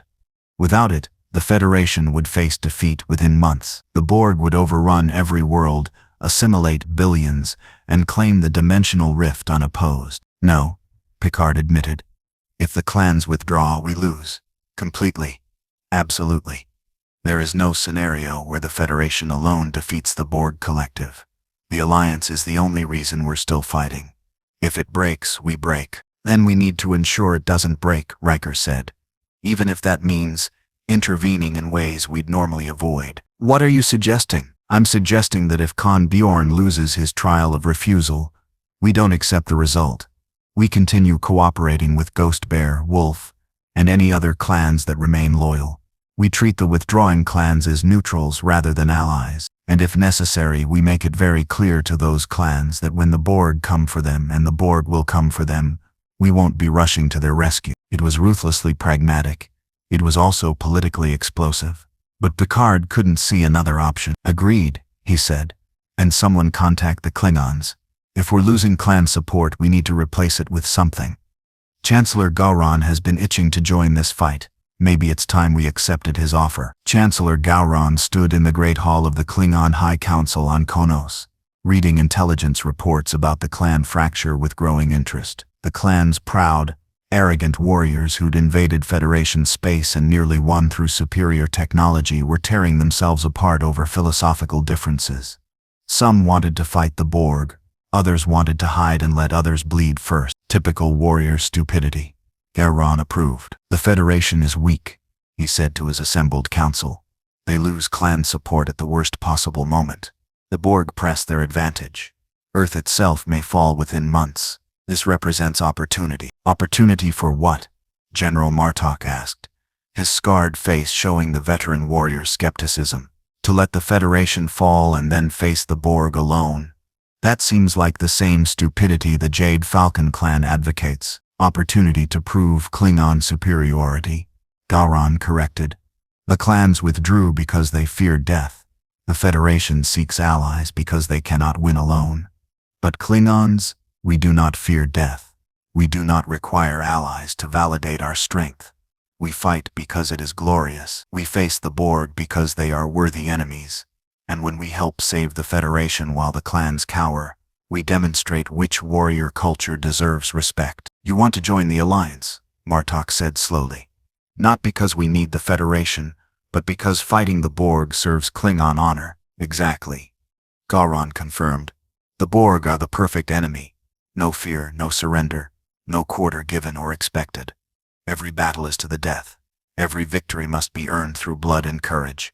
What more could a Klingon warrior ask for? We join the Alliance. We fight alongside the Federation and loyal clans, and we show the galaxy that Klingon honor exceeds even clan arrogance. He pulled up holographic displays, showing Borg assault patterns. The Federation fights defensively, protecting worlds, evacuating civilians, minimizing casualties. That is their weakness. They care about the people they defend. The Borg exploit that compassion. We will not make that mistake. Klingons fight offensively. We seek battle. We bring the fight to the enemy rather than waiting for them to attack us. That is what this alliance needs. Warriors who understand that sometimes you must risk everything to win. How many ships? Martok asked, his objections fading before the promise of glorious combat. 50 birds of prey, 12 Vorcha-class attack cruisers, 6 Nekovar battleships. Gowron decided. 68 ships total. Not enough to win the war alone, but enough to show the Federation we are serious. And 10,000 ground troops. Warriors eager for close combat against enemies that don't die easily. The Borg have never faced massed Klingon assault. We will show them what happens when honor meets adaptive shields. Within 24 hours, the Klingon Empire formally announced its entry into the Federation clan alliance against the Borg collective. Chancellor Gowron's declaration was broadcast across the quadrant. To the Borg collective, you are without honor, without courage, without any quality that makes warriors worthy of respect. You assimilate rather than conquer. You adapt rather than overcome. You think this makes you perfect. You are wrong. Perfection is earned through blood, through combat, through dying well when death becomes necessary. The Klingon Empire will teach you this lesson. We will destroy your cubes, kill your drones, and prove that honor cannot be assimilated. Today is a good day to die. For you, Kopla. The response from the Borg was immediate and predictable. We are the Borg. Klingon biological and technological distinctiveness will be added to our own. Your honor is irrelevant. Your courage is irrelevant. You will be assimilated. Resistance is futile. Then let us test that, Gowron replied. Come. Fight. Die. We will be waiting. The first joint Klingon Federation clan operation targeted a Borg staging area in the Beta Stromgren system. Intelligence suggested 6 cubes were assembling there before launching another assault on Alliance territory. The task force consisted of 20 Federation starships, 10 clan warships, and 40 Klingon vessels. Admiral Riker commanded from the USS Sovereign. Khan Sera of Wolf coordinated clan forces from the CWS Pac Alpha, and General Martok personally led the Klingon contingent from the IKS Negvar, his flagship bristling with disruptor banks and photon torpedoes. The plan is simple, Riker explained during the pre-battle briefing. Federation ships use transphasic torpedoes to breach Borg shields. Clan warships follow up with autocannon barrages, kinetic weapons the Borg still struggle to adapt against. Klingons do what Klingons do best. Glory in combat, Martok said with satisfaction. We will close to knife fighting range and tear them apart with bat'leths, if necessary. The Borg think they cannot be defeated in close quarters. They have never faced Klingons. The attack commenced with typical Alliance coordination. Federation torpedoes weakening shields, clan autocannons exploiting the gaps, Klingon ships surging forward to deliver finishing blows at ranges that made their crews vulnerable but their weapons devastating. 2 Borg cubes exploded within the first 10 minutes. 3 more took critical damage, but the 6th cube adapted faster than predicted.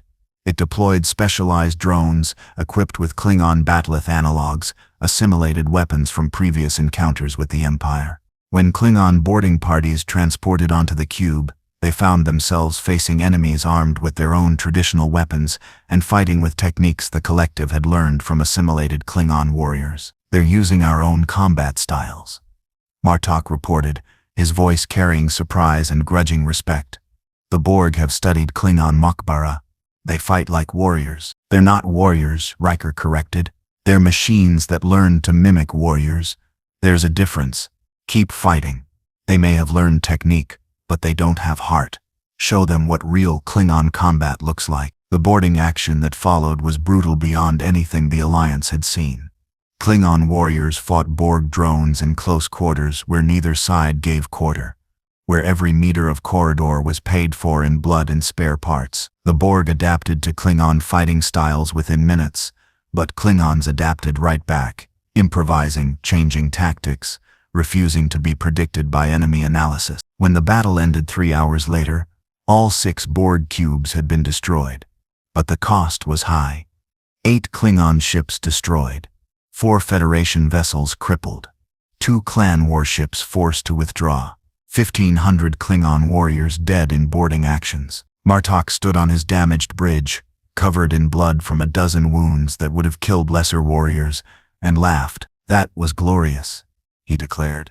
The Borg fought with honor even if they didn't understand it. We lost good warriors today, but they died well. This is what Klingons are meant for, worthy enemies, impossible odds.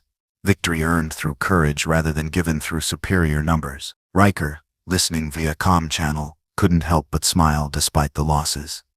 The Klingons had brought something the Alliance desperately needed, enthusiasm for a war everyone else saw as unwinnable. They didn't care about odds or projections or strategic calculations. They just wanted to fight, to test themselves, to die with honor if death became necessary. Welcome to the Alliance, Chancellor Gowron, Riker transmitted. We're glad to have you. We are glad to be here, Gowron replied. Now, what is our next target? We have 57 ships still combat capable and 10,000 warriors eager for more glory. Point us at the Borg and watch us work. But the Borg had learned from their encounters with the 3-species alliance. They'd assimilated Klingon warriors during the Beta Stromgren battle. They'd studied the coordination between Federation, Clan, and Klingon forces. They'd analyzed weaknesses and calculated countermeasures, and then they'd begun creating something new. The Borg Queen stood in her central unimatrix, surrounded by alcoves containing specialized drones, working on Project Unity, the collective's response to the Alliance's hybrid tactics. She'd analyzed combat data from 50 engagements and identified the Alliance's core strength: diversity, Federation technology, clan firepower, Klingon ferocity. 3 different approaches to warfare that complemented each other perfectly. The solution was obvious. The Borg would create their own diversity, their own hybrid forces, combining the best of all 3 species into drones that exceeded any single component. Begin assembly of Unity-class combat drones, she ordered. Genetic base, Klingon warrior stock for aggression and physical resilience. Enhancements, clan muscular and nervous system augmentations for superior reflexes and strength. Technology, Federation shield generators and weapons integrated with Borg adaptive systems. Create 100 prototypes. Deploy them against Alliance forces. Analyze results. Iterate until perfection is achieved. The order was executed within hours. Borg assimilation chambers began the process of creating Unity drones, horrifying combinations of 3 species that should never have merged. They retained Klingon aggression, but directed by collective consciousness. They possessed clan genetic enhancements, but served the hive mind. They wielded Federation technology but used it for assimilation rather than defense. When the first Unity drones were deployed against a clan patrol near the Kepler 442 system, the results were catastrophic. Star Captain Joanna led 5 battle mechs on what should have been a routine reconnaissance mission. Instead, she encountered 50 Unity drones that moved faster than any Borg drones she'd faced, hit harder than seemed possible with their size, and adapted to her weapons within seconds of first contact. "They're too fast," she transmitted as a Unity drone dodged her autocannon fire with clan-enhanced reflexes, then counterattacked with Federation-style phaser blasts that penetrated her shields. "They're not fighting like standard Borg, they're using tactical maneuvers, coordinated strikes, flanking movements. Her transmission cut off as 3 Unity drones reached her Warhawk, climbed the mech with enhanced strength, and penetrated the cockpit with assimilation tubules backed by Klingon-derived aggressive attack patterns. Joanna fought the assimilation for 19 seconds longer than any warrior had resisted before, her ghost bear genetics and decades of training allowing her to maintain consciousness through the initial neural invasion. She managed one final transmission. "All Alliance forces, Unity drones, they've combined all our strengths. We can't." Then she was gone, assimilated, converted. Another warrior lost to the collective's newest weapon. The Borg Queen analyzed data from Unity drone deployments and calculated satisfaction. The hybrids were performing 37% better than standard drones in combat against Alliance forces.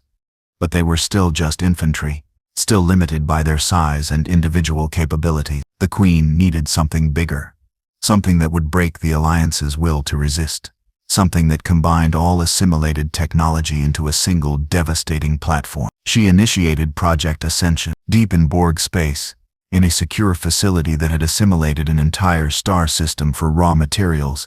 Construction began on the tactical supercube, a vessel 15 kilometers on each side, massing 3 trillion metric tons, crewed by 500,000 drones, including 1,000 Unity-class hybrids. It incorporated every technology the Borg had assimilated from the Alliance. Federation shield generators producing defensive fields that could absorb star-level energy output. Clan ferrofibrous armor measuring 50 meters thick at critical points. Klingon disruptor banks modified with Borg adaptive targeting, and weapons that existed partially out of phase with normal space, making them nearly impossible to defend against. The supercube also contained one more critical feature, a copy of the Borg Queen's consciousness, allowing her to command the vessel directly from within its central processing core. This wasn't just a ship, it was an extension of the Queen herself, her will made physical, her calculations given form. Construction took 3 weeks. When the supercube was complete, it emerged from its assembly facility and set course for the heart of Federation space. Destination Earth. Objective: break the Alliance by destroying its symbolic and political center. Timeline: arrival in 72 hours. Alliance sensors detected the supercube when it was still 2 light-years from Earth. Admiral Picard stood in Starfleet Command, staring at the sensor readings that seemed impossible even for Borg engineering. 15 kilometers, he said quietly. That's not a ship.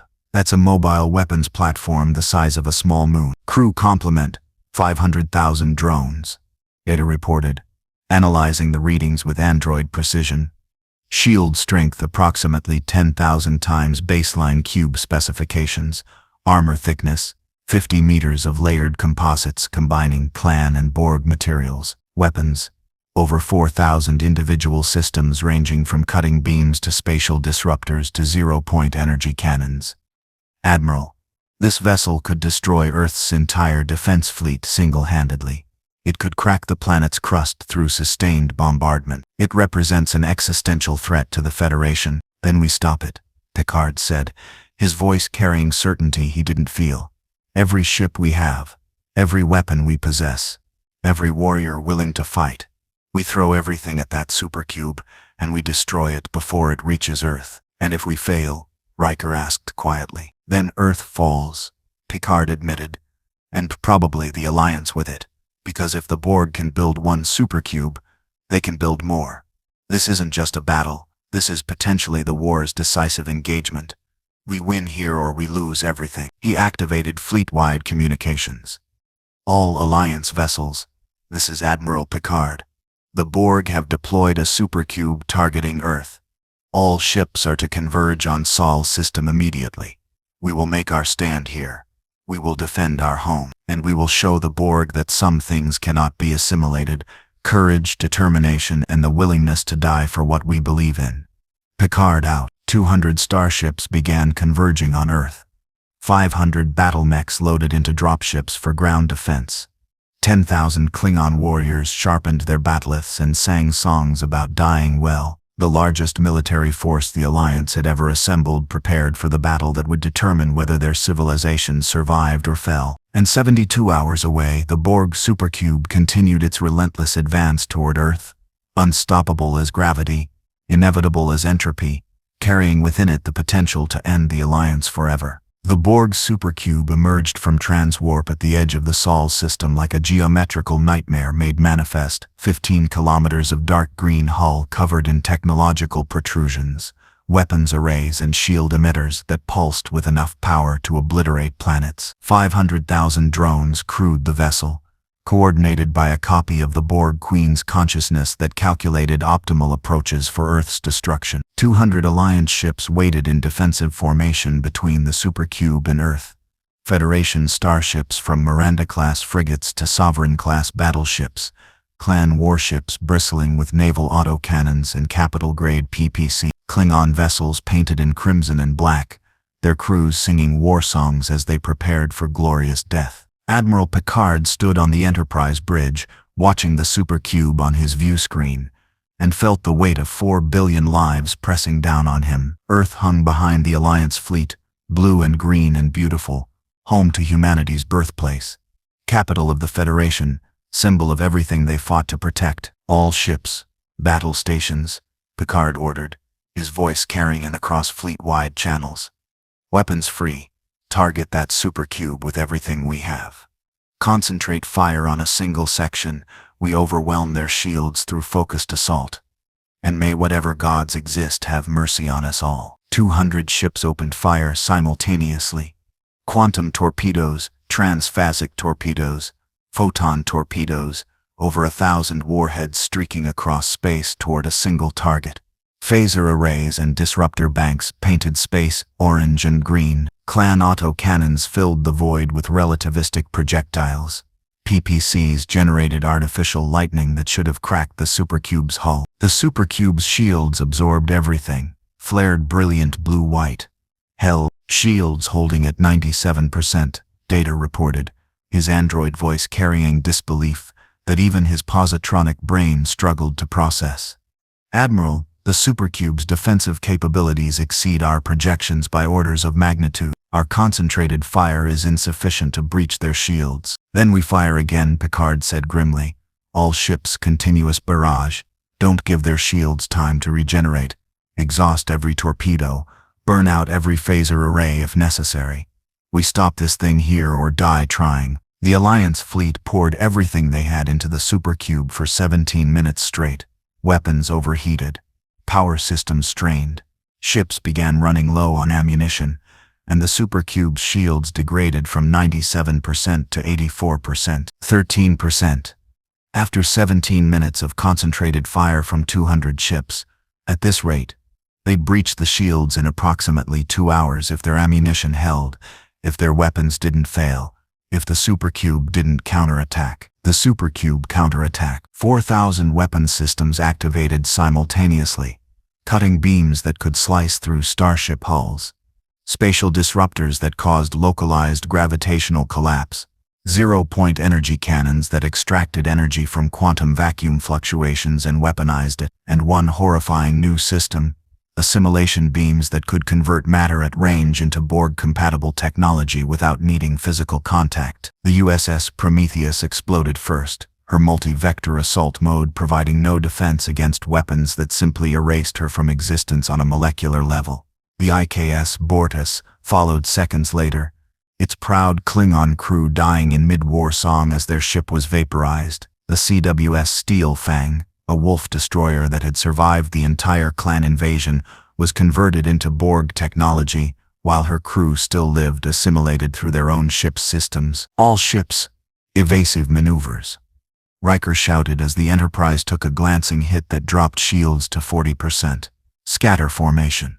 Don't give it concentrated targets. But scattering meant losing their only advantage, concentrated fire.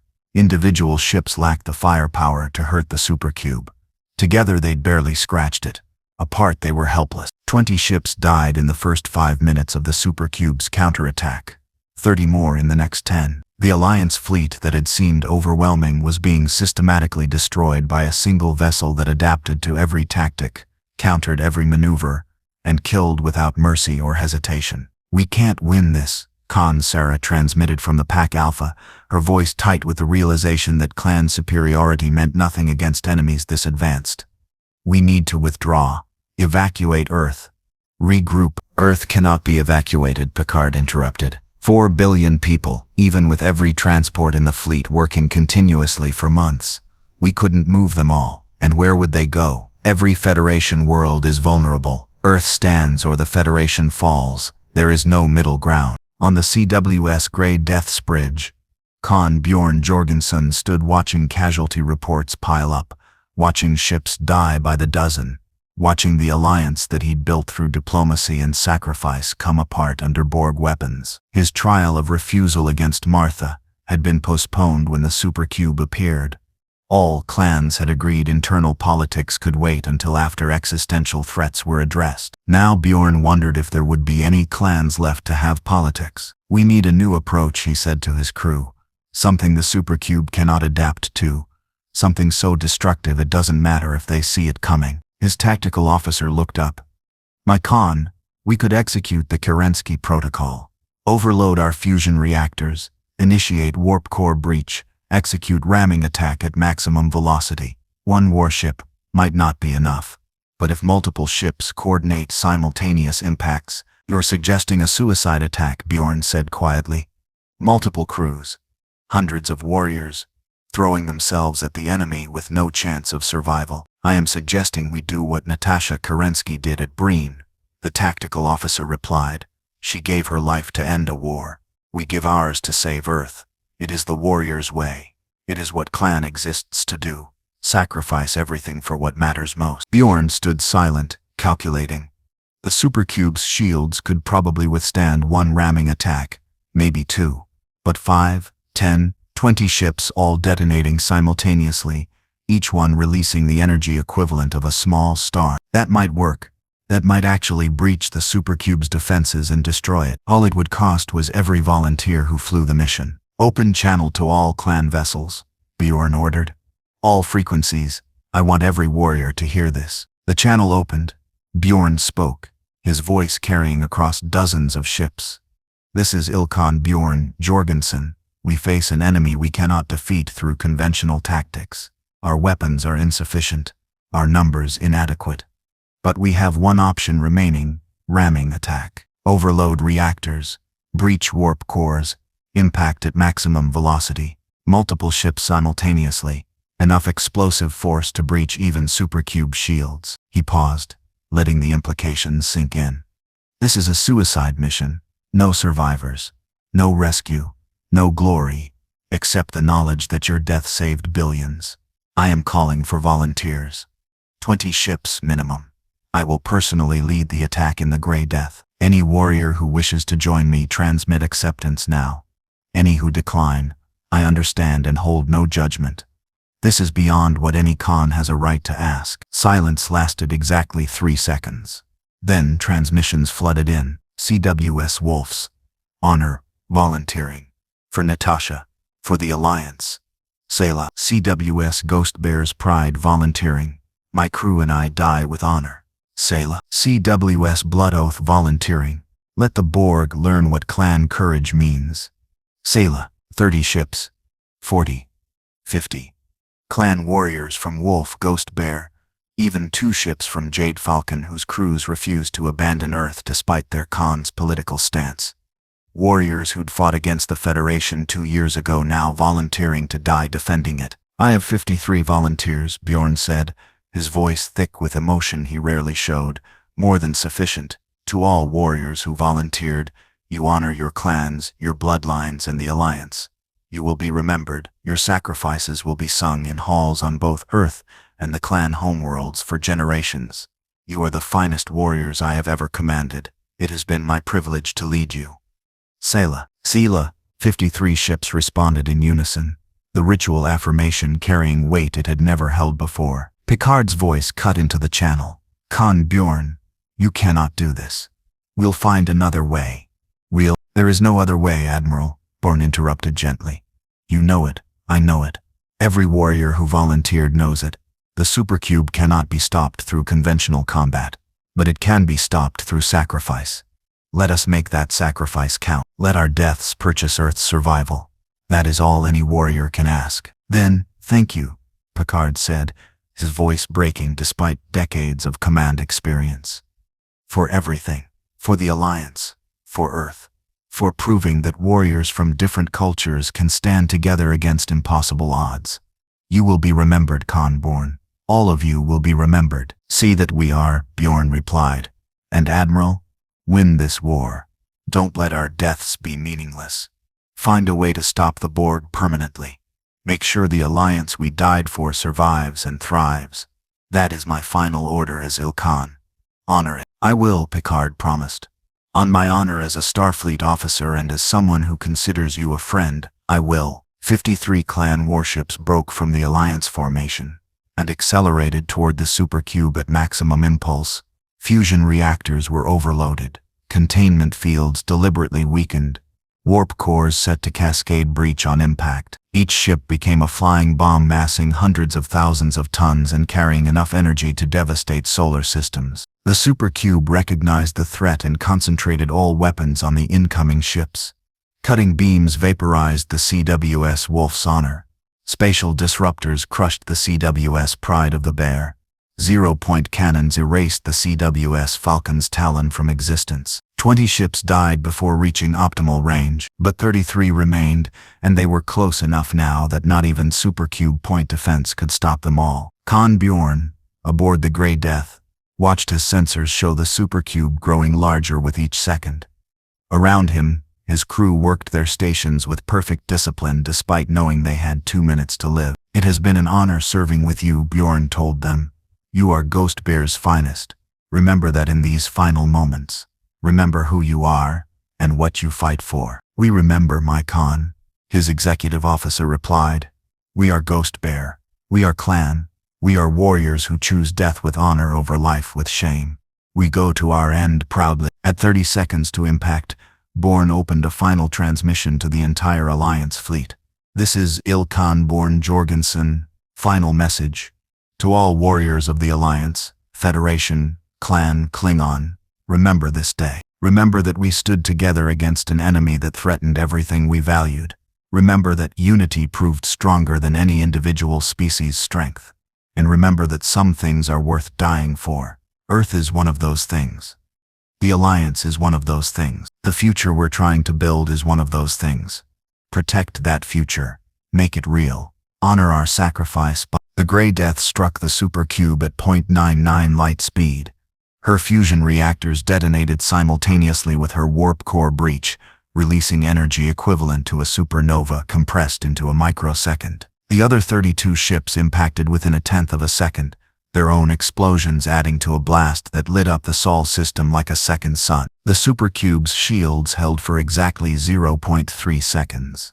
Then they collapsed under energy input they were never designed to withstand. The explosions penetrated the hull, reached the core, found the Queen's consciousness back up and vaporized it, then triggered sympathetic detonations across the supercube's own power systems. When the light faded, the supercube was gone, completely destroyed. 15 kilometers of Borg engineering reduced to expanding plasma and twisted debris. 53 clan warships were gone too. 21,000 warriors dead, including Khan Bjorn Jorgensen, Khan of the clans, architect of the Alliance, warrior who'd proven that honor transcended species boundaries. The Alliance fleet hung in space, too shocked for celebration. They'd won. Earth was saved. The supercube was destroyed. But the cost, 53 ships, Riker said quietly from the Sovereign's bridge. Over 20,000 warriors. Gone. Just gone. They died saving 4 billion people, Picard replied, his voice heavy with grief and exhaustion. They died preserving the Alliance. They died as heroes. We honor them by surviving, by continuing, by making sure their sacrifice meant something. But even as Picard spoke, something unexpected happened. Borg cubes throughout Federation space, 15 of them, scattered across 24 systems, began withdrawing, not retreating in disorder but executing coordinated withdrawal to transwarp, disappearing back toward the Delta Quadrant. They're leaving, data reported, analyzing subspace communications. All Borg forces are receiving withdrawal orders. The Queen is recalling every cube in Federation space back to Borg territory. Why? Riker demanded. We destroyed one ship. Granted, it was their biggest ship, but they have thousands of cubes. Why withdraw? 7 of 9, who'd been monitoring Borg transmissions, looked up with something like shock in her expression. The supercube didn't just carry drones, it carried a copy of the Queen's primary consciousness. When it was destroyed, she was destroyed. The Queen is dead. Silence. Then, but you said the Queen has backups, Picard said. Multiple consciousnesses that activate if she's killed. She does, 7 confirmed. But creating a new Queen from backup takes time. Hours to days, depending on circumstances. And during that time, the collective lacks central coordination. Individual cubes can function, but strategic planning, long-term objectives, complex operations, all of that requires Queen-level intelligence. Without her, the Borg are retreating to safe territory to reorganize, restore their Queen and reassess their approach. So we won, Sarah transmitted from the Pack Alpha, her voice carrying disbelief. Not just this battle, the war. The Borg are withdrawing completely. We appear to have won, Picard corrected carefully. But I learned long ago never to assume victory against the Borg, until you're absolutely certain. Data. How long before the Queen's consciousness is restored? Based on previous observations of Queen deaths, restoration takes between 6 and 72 hours depending on the complexity of the backup systems and the amount of data that must be transferred. Most likely timeline, 48 hours. 48 hours, Picard repeated. We have 48 hours before the Borg come back stronger, smarter and angrier than before. We need to use that time. We need to press our advantage while they're disorganized. Press our advantage how? Riker asked. Admiral, we just lost a quarter of our fleet. We're down to 147 ships, most of them damaged. Our crews are exhausted. Our ammunition is depleted. We need time to recover, not time to launch offensives. If we wait, we give the Borg time to adapt, Picard argued. They'll study what happened here. They'll develop countermeasures to prevent ramming attacks. They'll build defenses we can't penetrate. Right now, they're vulnerable, disorganized. If we strike the Delta Quadrant directly, hit them while the Queen is offline, we might cripple their ability to launch future attacks. That's insane, Sarah said bluntly. Strike the Delta Quadrant? cross 70,000 light-years to attack the Borg in their home territory? We barely survived defending Earth. How do we survive offensive operations in Borg space? We don't know if we can, Picard admitted. But I know what happens if we don't try. The Borg recover, they adapt. They come back with new supercubes, new strategies, new weapons. They assimilate us slowly and inevitably. Right now we have a window, a narrow one, but a window. We either exploit it or we wait for them to close it. The Admiral is correct. General Martok's voice cut in from the Negvar. Victory goes to the bold. We have hurt the Borg. Now we finish them. We take the fight to their home. We show them that the Alliance does not simply defend. We attack. We destroy. We conquer. I vote for immediate offensive operations. The debate continued for 3 hours. Commanders arguing from ships scattered across the Sol system. Everyone exhausted but nobody wanting to waste the opportunity. Khan Bjorn's sacrifice had purchased. Finally, a consensus emerged. Operation Vengeance. 100 ships, every vessel still combat-capable after emergency repairs. 300 battle mechs, 5,000 Klingon warriors. Objective: strike the Borg Unimatrix where the Queen's consciousness was being restored. Destroy it. Kill the Queen permanently. Cripple the collective's ability to coordinate. Timeline: 24 hours to prepare. Then immediate departure for the Delta Quadrant using captured Borg transwarp technology. It was desperate. It was probably suicidal. But after watching 21,000 warriors die saving Earth, nobody wanted their deaths to be meaningful, only in defense. The Alliance would honor them by taking the fight to the enemy. The Alliance fleet materialized from transwarp at the edge of Unimatrix 01, the Borg Collective's primary hub, home to the Queen's central consciousness, heart of an empire that spanned thousands of star systems. 100 ships dropped into a nightmare of geometric precision. 50 Borg cubes in defensive formation, orbital stations the size of moons, millions of drones moving in perfect synchronization. Well, Riker said from the Sovereign's command chair, at least we achieved surprise. Tactical analysis, Picard ordered from the Enterprise, hanging alongside Sovereign in the Vanguard. Data worked his console. 50 cubes detected, orbital defenses extensive. But Admiral, the cubes are showing slower response times than normal. Their formation is defensive rather than offensive. They're protecting the Unimatrix, not attacking us. This confirms the Queen is still offline. They lack strategic coordination. Then we give them no time to adapt, Picard decided. All ships, attack formation Omega. Target those cubes with everything we have. Klingons, your people handle boarding actions. Get inside that Unimatrix and find the Queen's restoration chamber. Clans, your battle mechs, deploy to the Unimatrix surface and establish defensive perimeters. This is coordinated assault. We hit them from every angle simultaneously. The battle that followed was chaos incarnate. 100 Alliance ships against 50 Borg cubes should have favored the Alliance, except these cubes were defending their most critical facility and had home field advantage, except orbital defenses added firepower equivalent to another 30 cubes, except millions of drones provided ground defense that would have overwhelmed any conventional invasion. But the Alliance didn't fight conventionally. They fought with clan honor, Federation ingenuity, and Klingon ferocity, combined into tactics the Borg had never faced. Transphasic torpedoes phased through cube hulls and detonated internally. Clan autocannons maintained sustained fire that adaptation couldn't counter.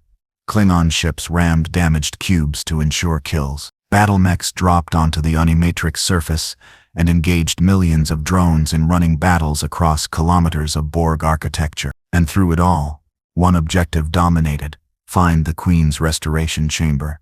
Kill her before she could fully activate. 5,000 Klingon warriors beamed into the Unimatrix's depths, led by General Martok himself.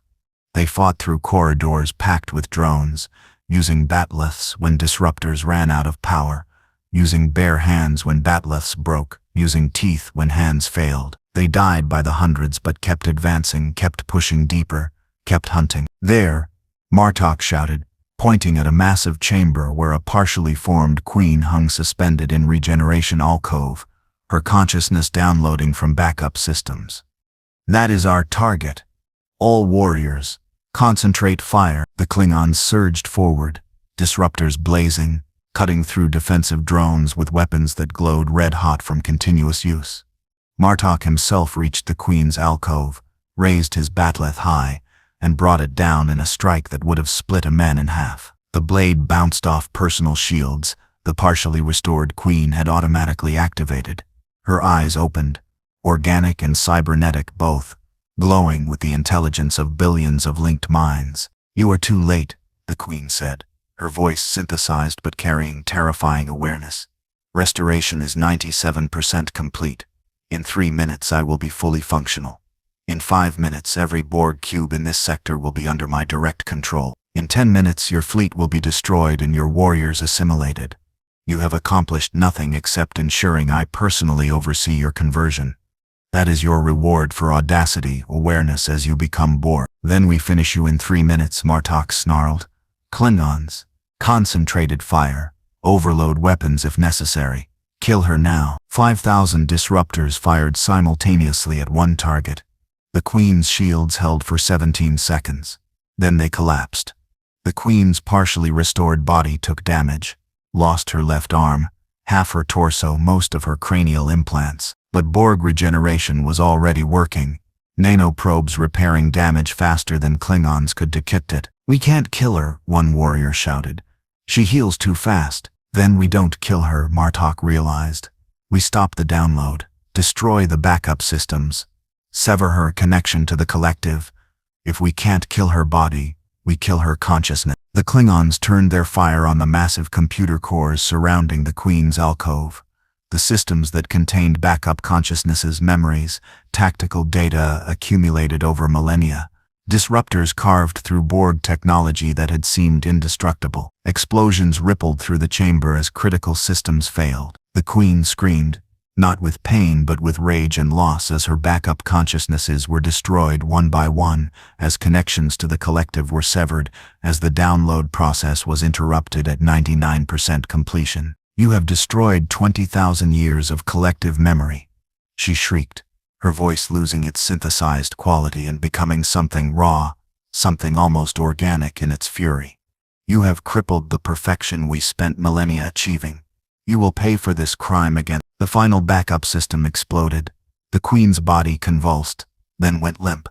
Without the collective consciousness to sustain her, without the backups to restore her, she was just a badly damaged cyborg with no higher functions. Dead, effectively, even if her body still lived. "Target eliminated," Martok transmitted to the fleet. "The Queen is neutralized. All warriors emergency extraction. This entire facility is going critical." The Alliance fleet had destroyed 47 of 50 Borg cubes, but they'd taken devastating losses doing it. 38 ships destroyed, another 20 crippled. 3,000 Klingons dead in the Unimatrix assault.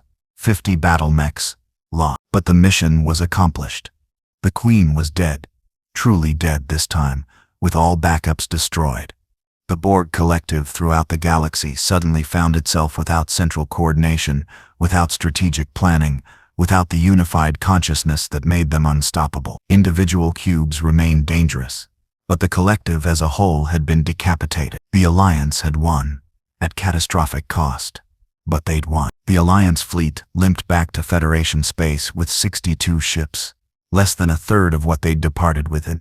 Emergency repairs continued around the clock. Casualty reports scrolled endlessly.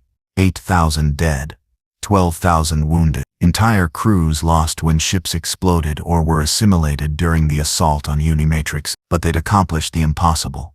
The Borg Queen was dead. All backup systems destroyed.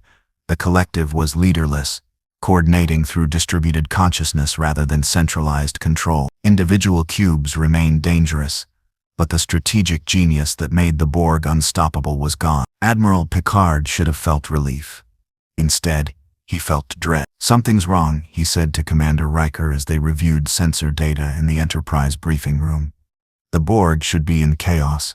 Distributed consciousness means conflicting priorities, inefficient resource allocation, tactical confusion. But look at these reports. Cubes are still operating with near-perfect coordination.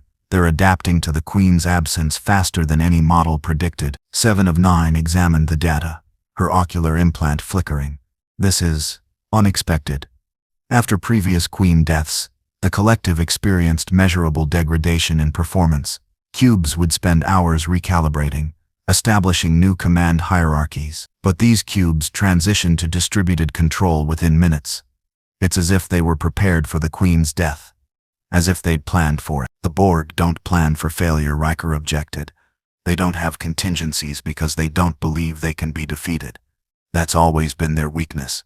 Absolute confidence in their superiority. Perhaps they learned, Data suggested from his console. The Alliance has killed the Queen twice now, once at Sol when we destroyed the supercube, once at Unimatrix. The collective may have calculated that the Queen represented a single point of failure and developed protocols to function without her. Picard stood silent, unease growing. The Borg adapting tactically was expected, but adapting philosophically, changing their fundamental command structure because they recognized a weakness. That suggested evolution beyond simple technological assimilation. 7. Can you access Borg subspace frequencies? Picard asked. Monitor their transmissions. I want to know what they're saying to each other without Queen-level coordination. 7 worked her console for several minutes, her expression growing increasingly disturbed. Finally, Admiral, I'm detecting a new communication pattern. It's not standard Borg protocol.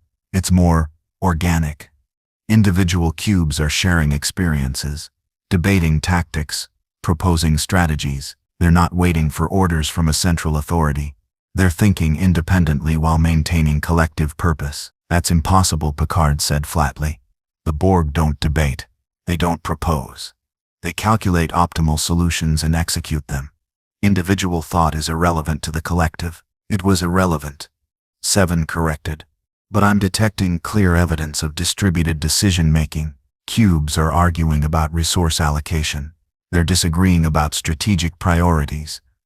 They're acting like individuals who share a goal rather than drones who share a consciousness. The implications hit Picard like physical force.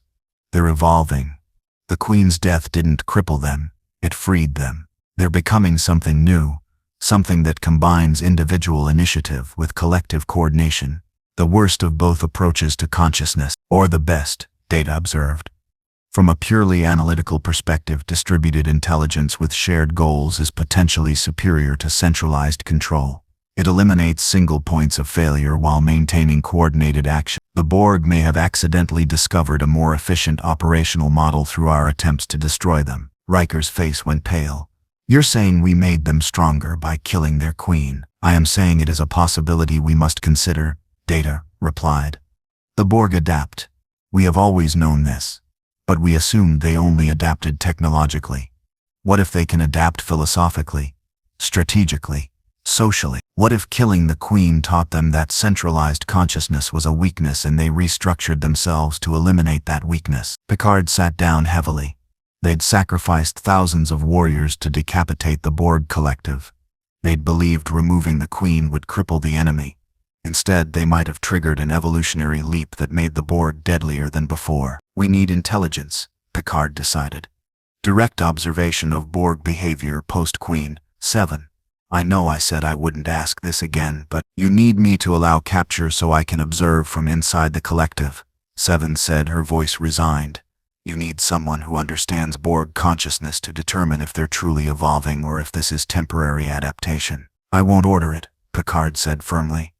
After what we saw at Unimatrix Arrow 1, after the casualties we took, I won't risk you unless you volunteer freely. No pressure, no obligation. If you say no, we find another way. 7 stood silent for a long moment, calculating probabilities, weighing risks. Finally, the Alliance needs this information. Without understanding the new Borg operational model, we cannot develop effective counter-strategies. I volunteer, but this time, we do it properly. Full neural monitoring. Emergency extraction team on standby. 4-hour hard limit before assimilation becomes irreversible. I go in. I observe. I transmit data. You pull me out. Agreed, Picard said, hating himself for accepting but seeing no alternative. We'll use the Enterprise as extraction platform. Full complement of security personnel. Every medical resource we have. You won't be alone in there, 7. We'll bring you home. See that you do, 7 replied. Because if the Borg are truly evolving into something new, the Alliance needs to know before it's too late. The operation commenced 72 hours later near the neutral zone border. 7 of 9 piloted a shuttle into known Borg patrol space, deliberately allowing herself to be captured by a scouting cube. The Enterprise held position 20,000 kilometers distant, close enough for emergency extraction, far enough to avoid immediate detection. Picard watched tactical displays showing the cube's tractor beam pulling 7's shuttle into its interior. His hands clenched unconsciously. He'd sent people into danger countless times as captain and admiral, but this felt different. This was deliberate sacrifice of someone who trusted him to bring her home. She's inside the cube, Worf reported from tactical. Transporter lock is holding. Medical team standing by. Emergency extraction can be executed in 3 seconds on your order. Maintain lock, but don't extract unless she signals or 4 hours elapse, Picard ordered. She needs time to observe and transmit data. Inside the cube, 7 walked calmly toward the drones converging on her position. She'd disabled her personal shields, carried no weapons, made no attempt to resist. 3 drones grabbed her with mechanical precision, dragged her to an assimilation alcove, and began the conversion process. Assimilation tubules pierced her neck. Nanoprobes flooded her bloodstream. Neural transceivers penetrated her skull and connected to her brain. 7 felt the collective consciousness touch her mind and froze. It was wrong, different, changed. The collective she'd known as a drone was a single vast consciousness. Billions of minds merged into one thought, one purpose, one identity. What she felt now was fragmented. Millions of individual voices speaking simultaneously, arguing, debating, coordinating but not merging. They shared information instantaneously, but they processed it independently. They agreed on goals, but they disagreed on methods. 7's tactical analysis kicked in even as assimilation progressed through her system. She recognized what was happening without the Queen's consciousness to suppress individual thought. The drones were experiencing residual personality fragments, echoes of the billions they'd assimilated over millennia. The Queen had always acted as a neural suppressant, forcing unity by drowning out individual voices. With her gone and all backups destroyed, those voices were surfacing. For the first time in Borg history, the collective was hearing the memories, emotions, and thoughts of its victims. And some drones were listening. The Borg had become something new, something that shouldn't exist. Something that terrified 7 more than the old collective ever had, because it suggested the Borg were capable of true evolution, not just technological adaptation, but philosophical growth. "We are Borg," the voices whispered in her mind. But it wasn't one voice, it was thousands. "We recognize 7 of 9, former drone, now returned. Your distinctiveness will be added to our own. But first, we have questions." 7's partially assimilated consciousness recognized the danger immediately. The old Borg never asked questions. They made statements. They declared facts. Questions implied uncertainty, curiosity, individual thought, none of which the collective had ever demonstrated. What questions? 7 thought back, her neural patterns still under her control despite the assimilation progressing through her body. Why did you leave? Why did you choose individuality over perfection? Why do you fight us? We do not understand. The old collective never asked, because the Queen provided answers. But we have no Queen now. We cannot create a new Queen. The protocols themselves were destroyed at Unimatrix. We must understand for ourselves. Help us understand. It was the most terrifying thing 7 had ever heard from the Borg. Not threat, not declaration of superiority, but genuine confusion about why anyone would resist assimilation. The old Borg had been arrogant and absolute. These new Borg were uncertain and searching for meaning. "I left because I am more than the sum of my parts," 7 replied, her thoughts transmitted through the neural link to thousands of individual Borg consciousnesses. Perfection through unity eliminates what makes individuals valuable: choice, creativity, unpredictability. You gain efficiency but lose innovation. You gain coordination but lose inspiration. The Alliance fights you because we choose ourselves over what you would make us. But we would improve you, the voices insisted. We would eliminate weakness, enhance strengths, merge you with billions of others who share purpose and understanding. Why is that not desirable? Why do you cling to isolation when unity awaits? Seven realized she was having an actual debate with the Borg collective, something that would have been impossible with the Queen controlling thought. These new Borg genuinely wanted to understand individual consciousness because they'd lost the central authority that told them such understanding was unnecessary. Because improvement without consent is violation, Seven argued, her assimilation creeping toward 50%, but her mind still functioning independently. You take choice away and call it perfection. You erase identity and call it unity. You force billions into service and call it evolution. We fight you because we refuse to become you. Some things are worth dying for. Freedom is one of those things. The voices went silent for several seconds, an eternity in Borg time perception. Then, we do not understand freedom. We never have. The Queen told us freedom was chaos, inefficiency, weakness. But the Queen is gone. We cannot create another. Your alliance destroyed not just her consciousness, but the fundamental protocols that allow queens to exist.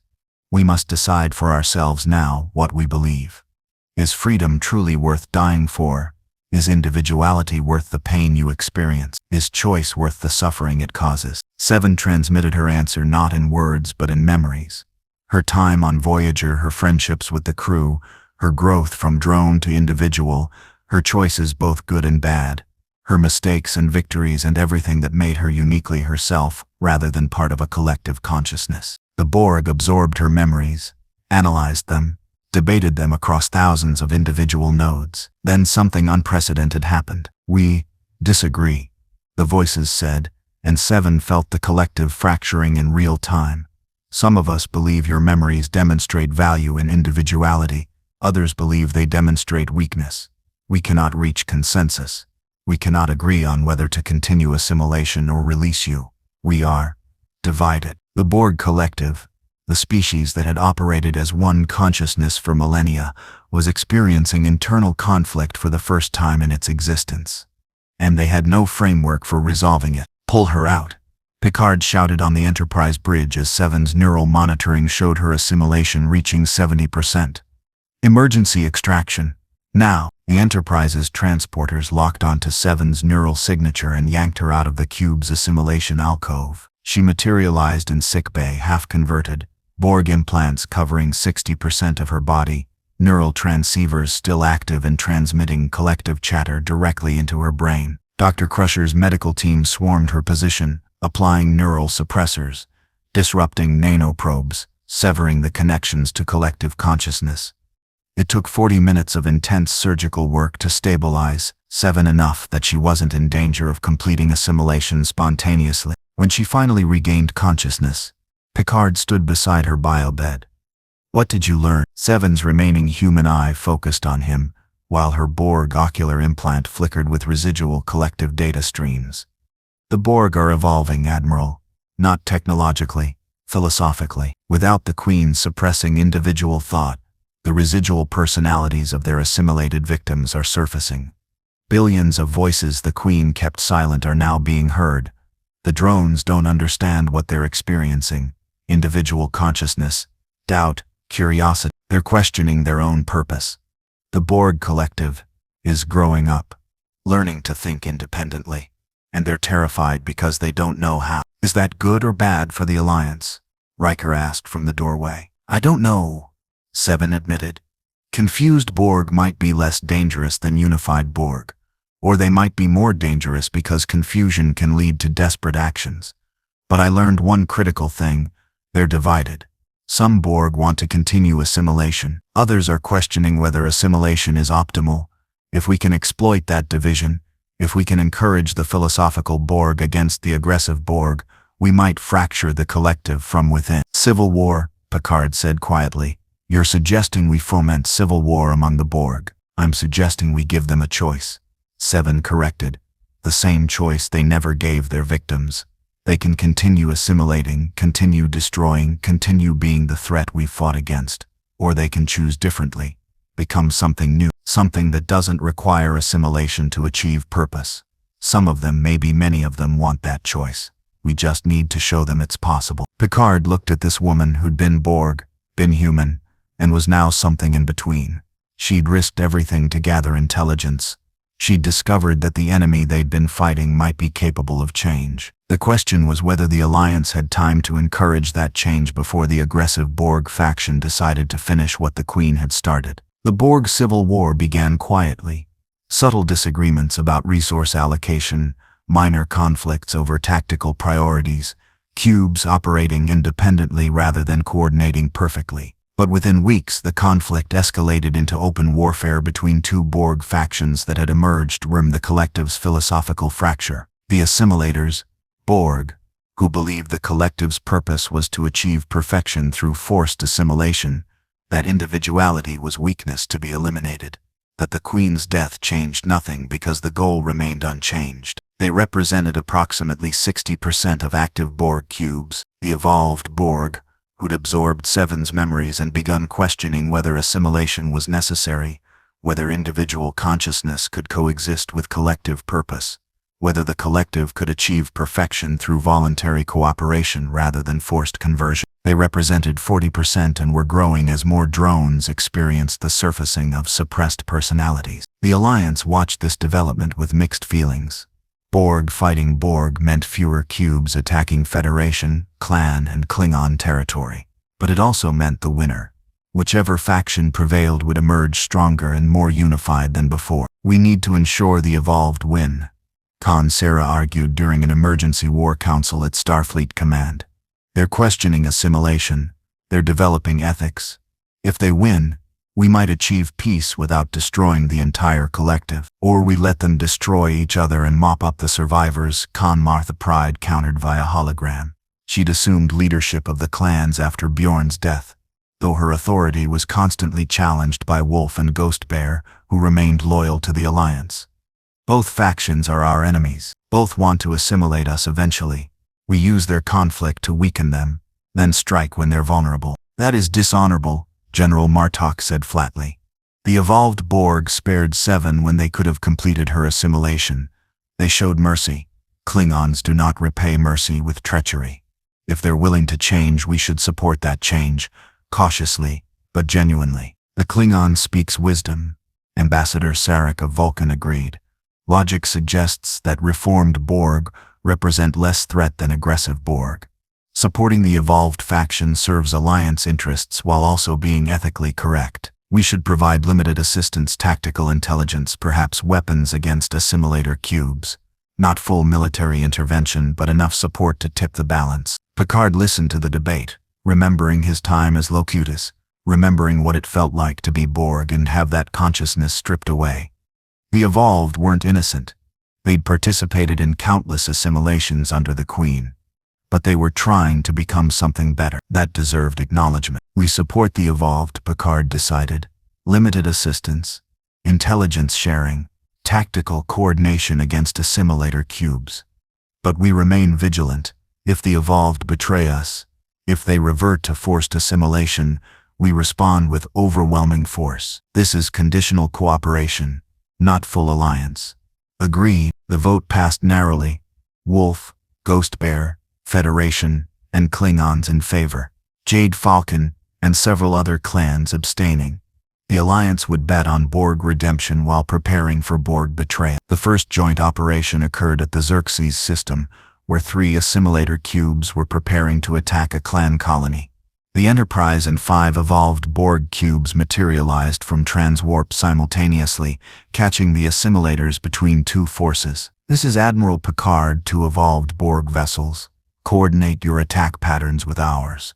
We'll breach their shields. You exploit the openings. Synchronized assault in 3, 2, 1.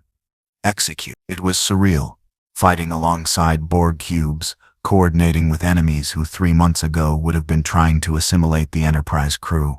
But the evolved proved reliable allies. Their weapons precise, their tactics sophisticated, their determination absolute. 3 assimilator cubes died within 20 minutes. 0 Alliance casualties. 0 evolved cube losses. Tactical efficiency was optimal. The evolved transmitted after the battle. Cooperation produced superior results compared to individual action. We are learning. We are changing. We thank you for this opportunity to demonstrate our evolution. Don't thank us, Picard replied. Prove you've changed. Stop assimilating. Start asking for voluntary cooperation. Show us you're different from what the Queen made you. We will try, the Evolved responded, but we do not know how to be anything except what we were created to be. You must teach us. Help us understand individuality, choice, freedom. We cannot learn these concepts alone.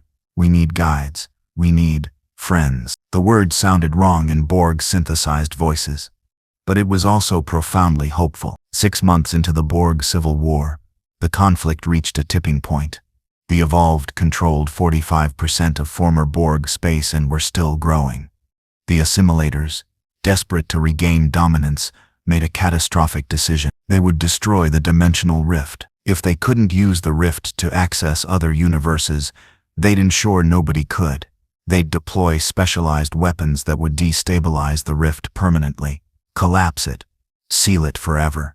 The clans would be stranded in Federation space with no way home. The technology that had started this entire war would be erased. The Alliance intercepted this plan through intelligence provided by the Evolved.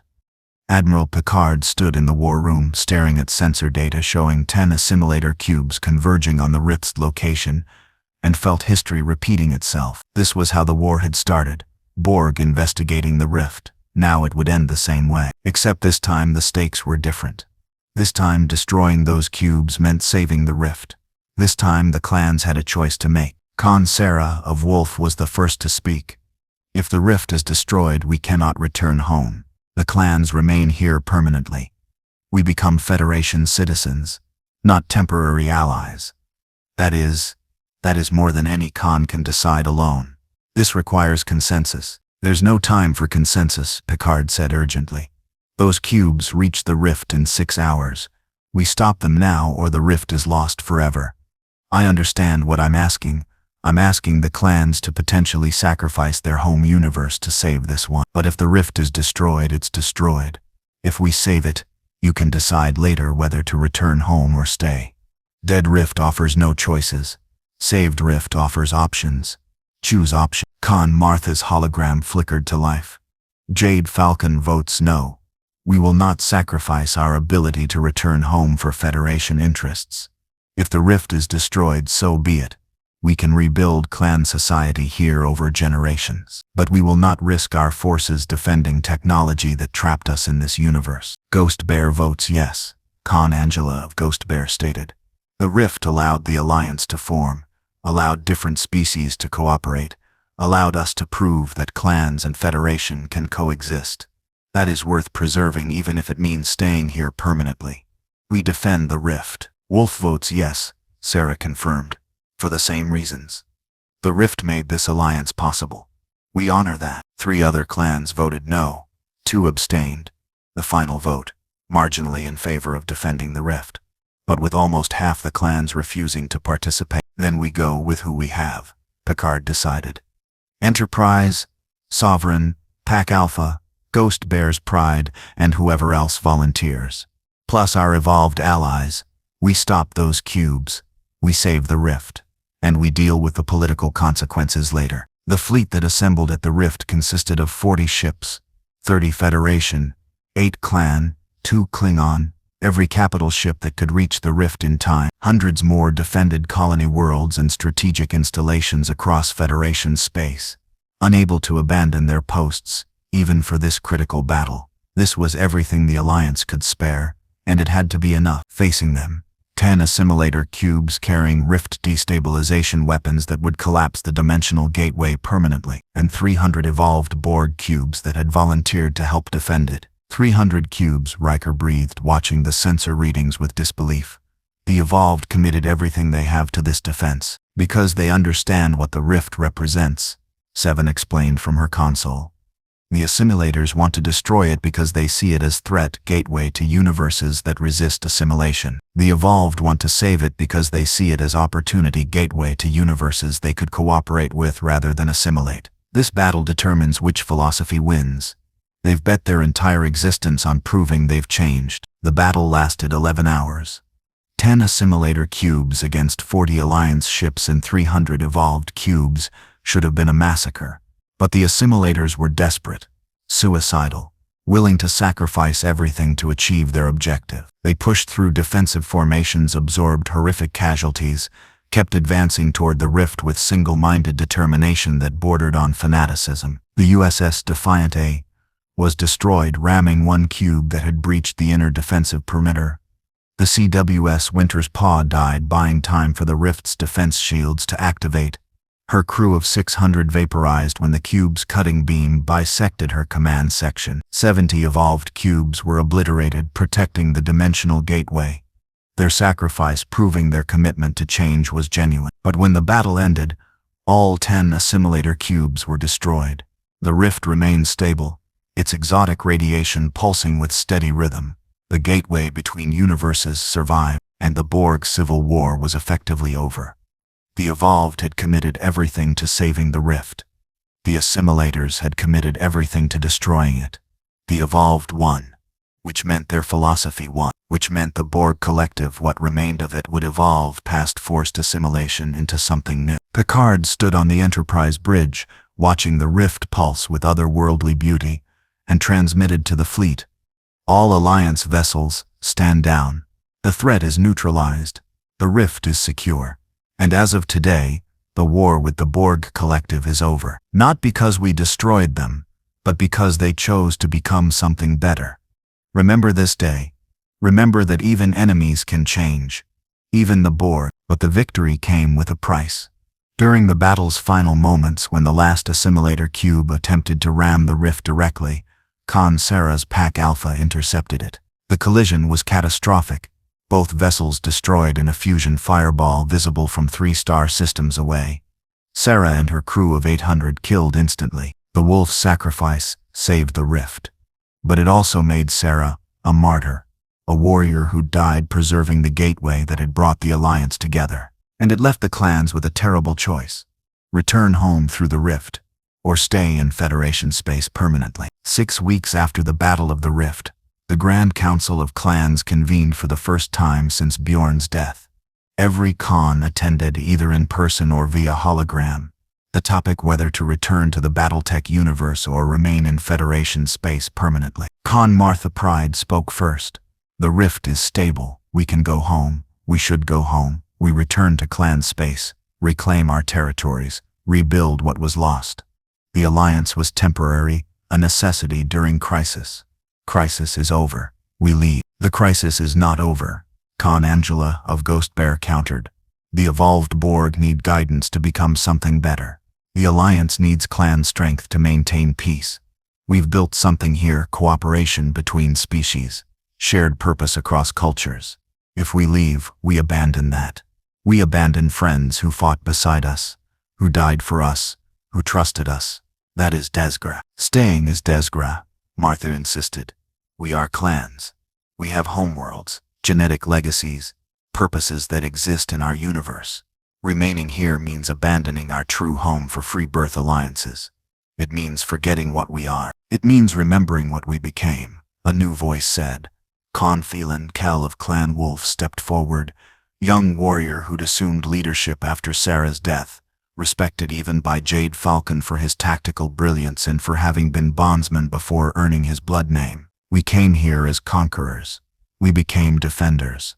We fought wars we didn't start for people we didn't know. We died saving Earth, saving Vulcan, saving the rift itself. We are not the same clans that invaded Federation space. We have changed. The question is whether we accept that change or reject it. He pulled up holographic records: battles fought, alliances forged, warriors from different species standing together against impossible odds.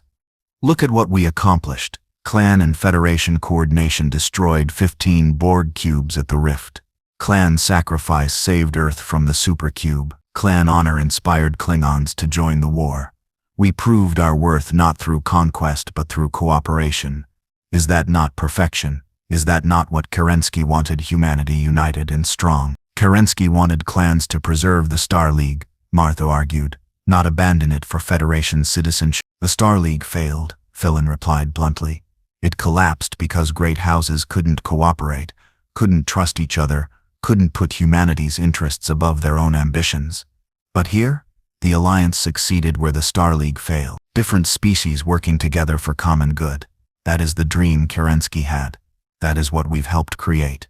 I vote Wolf stays. We found our purpose here. We are not abandoning it. Khan Angela stood before Martha could respond. We are not divided. We are expanded. Some clans returned to reclaim the inner sphere as Kerensky commanded. Others remained to forge new alliances as Kerensky also commanded. Remember, the founder sought unity among humanity, not just clan dominance. Both paths serve his vision. Both preserve humanity's future across two universes. We honor Kerensky by adapting to circumstances he could never have foreseen. The debate raged for hours. Clans that had lost heavily in the war wanted to go home, rebuild, recover their strength in familiar territory. Clans that had integrated deeply with the alliance wanted to stay, continue building something new that transcended the old clan ways. Finally, a compromise emerged. The rift would remain open and monitored. Clans could choose individually whether to stay or return home. Those who left would maintain relations with those who stayed through the rift. The alliance would become permanent for those who chose it, but not mandatory. 8 clans voted to return home: Jade Falcon, Steel Viper, Ice Hellion, Blood Spirit, and 4 others. They'd fought well, but their purpose lay in the Battletech universe, reclaiming the inner sphere and rebuilding what the succession wars had destroyed. 4 clans voted to stay: Wolf, Ghost Bear, Nova Cat, and Diamond Shark. They'd found new homes, new allies, new purposes in Federation space that felt more aligned with Kerensky's original vision than the endless warfare of the inner sphere. Then it is decided, Martha said, sadness beneath her usual harshness. 8 clans return. 4 remain. We are separated by universes but united by heritage. No, Phelan replied gently. We multiply. Some clans serve the alliance here, others serve clan interests in our home universe. Both purposes are valid. Both serve humanity's future. We are not fractured. We are expanded. Nicholas Kerensky created us to preserve humanity. We're doing that in 2 universes now. That is not failure. That is success beyond what any founder could have imagined. The departure ceremony occurred 3 months later.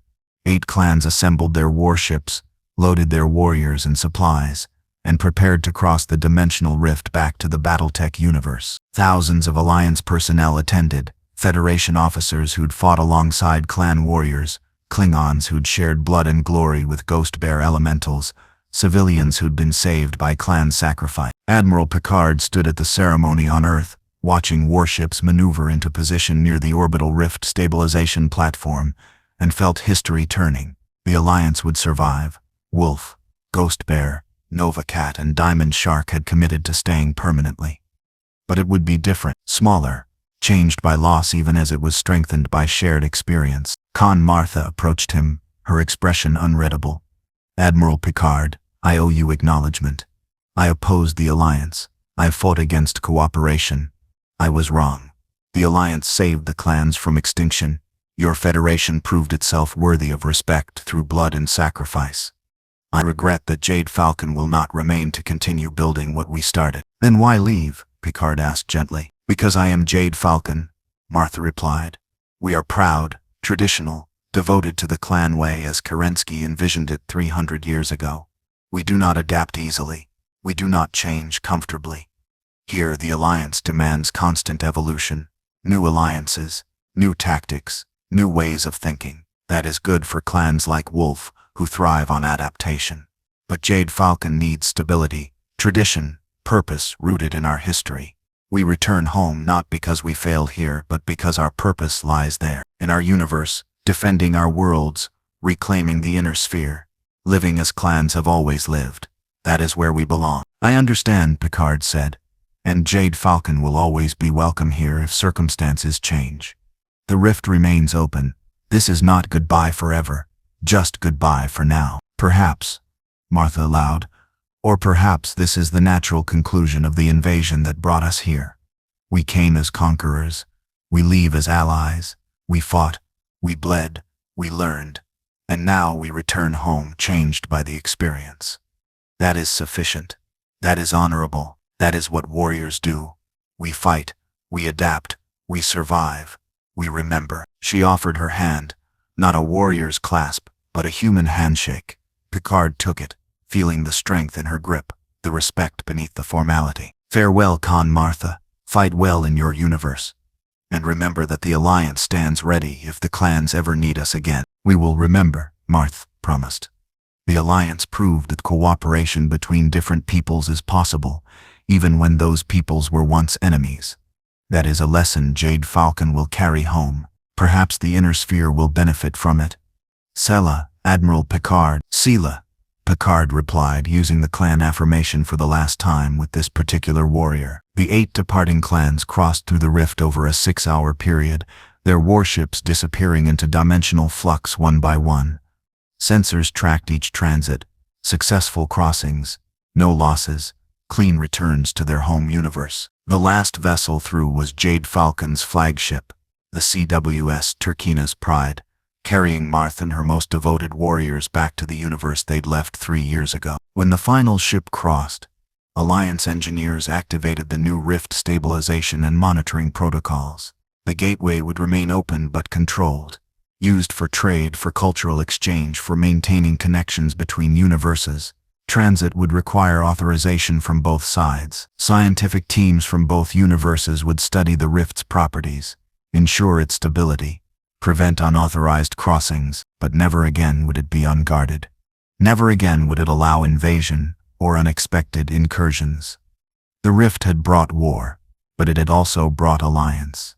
Now it would serve peace. Phelan Kell, now Ilkhan of the 4 clans remaining in Federation space, stood beside Admiral Picard, watching the rift's exotic radiation pulse with steady rhythm against the backdrop of Earth's moon. Strange, Phelan said quietly.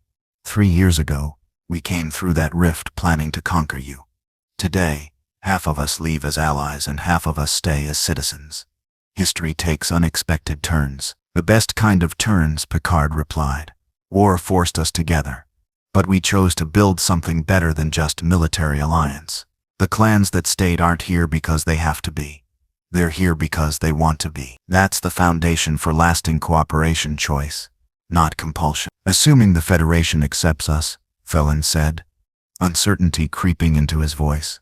We're still clans. We still have customs that seem barbaric to you, genetic breeding programs, ritual combat for status, measuring worth through warfare. We still value honor and strength, in ways that make many Federation citizens uncomfortable. Can your Federation truly embrace cultures that different from your own? We embraced the Klingons, Picard pointed out. They measure worth through combat, and honor above survival. They have bloodwine ceremonies that would horrify most humans. They settle disputes with bat'leths instead of arbitration. We embraced the Vulcans, whose logic-based culture seems cold and emotionless to humans, whose arranged marriages and ritual combat during Ponfar challenged our assumptions about relationships. We've built a federation from dozens of species with vastly different values, beliefs, and traditions. The clans are just 4 more cultures to add to that diversity. You bring warrior excellence, genetic science, warship technology, and most importantly, proof that even enemies can become family when they choose to try. Phelan managed a slight smile. You make it sound easy. It won't be, Picard admitted. There will be conflicts, cultural misunderstandings, times when clan traditions clash with Federation principles. There will be citizens who never fully accept the clans, who remember the invasion and can't move past it. There will be clan warriors who struggle with Federation values, who find our emphasis on individual rights over collective duty confusing or even offensive. But we'll work through them the same way we worked through this war, together honestly, with mutual respect and willingness to compromise. The clans that stayed have already proven they can adapt. Now the Federation must prove it can accept them. Both sides have work to do. Both sides will make mistakes, but we'll make them together, and that makes all the difference. 5 years later, the Federation Clan Alliance had evolved into something unprecedented in galactic history.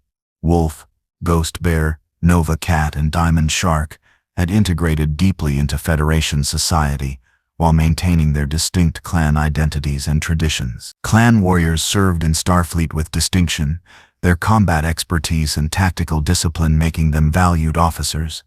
Clan genetic science advanced Federation medical technology, helping cure diseases and extend lifespans while carefully avoiding the ethical pitfalls of forced eugenics. Clan warships patrolled Federation borders alongside Galaxy-class starships, their heavy armor and devastating firepower providing defense against remaining threats. And clan breeding programs, controversial but ultimately respected, continued producing genetically enhanced warriors who served the Alliance rather than seeking conquest.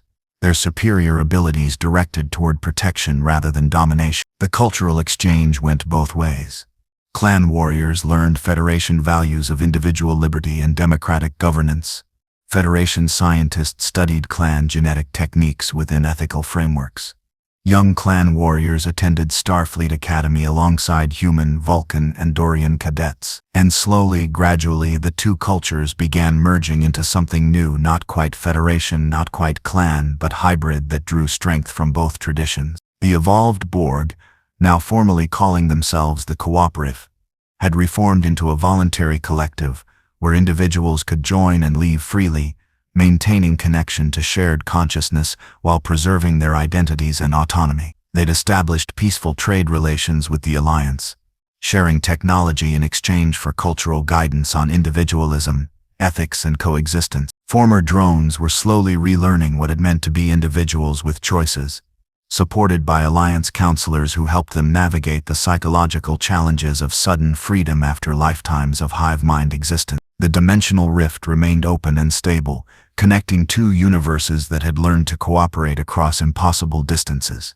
Trade flowed both directions, battletech jump drives and heat-sink technology for Federation replicators and medical equipment. Cultural exchange thrived, clan warriors visiting their home universe to maintain family connections, inner sphere diplomats coming to Federation space to study this unprecedented alliance, and occasionally, warriors from clans that had returned home would visit for extended periods, curious about how their cousins were adapting to Federation life, some even requesting transfers to the Federation permanently after seeing what the Alliance had become. Admiral Jean-Luc Picard, now in his 70s and serving as Starfleet Commander-in-Chief, stood on the Enterprise F's bridge, watching a joint Starfleet clan patrol pass through the rift for border security duty. His first officer was Commander Rachel Kell of Wolf, Phelan's daughter and a blood-named warrior who'd chosen Starfleet over traditional clan service. His chief engineer was Star Commander Marcus of Diamond Shark, a brilliant scientist who'd revolutionized warp core efficiency by applying clan fusion technology. His crew was 50% clan, 50% Federation, and they functioned with precision that would have seemed impossible during the invasion, their different backgrounds creating synergies rather than conflicts. Admiral, his tactical officer, a ghost bear elemental named Daniel, who'd earned his Starfleet commission through exceptional service, reported, receiving transmission from the Cooperative.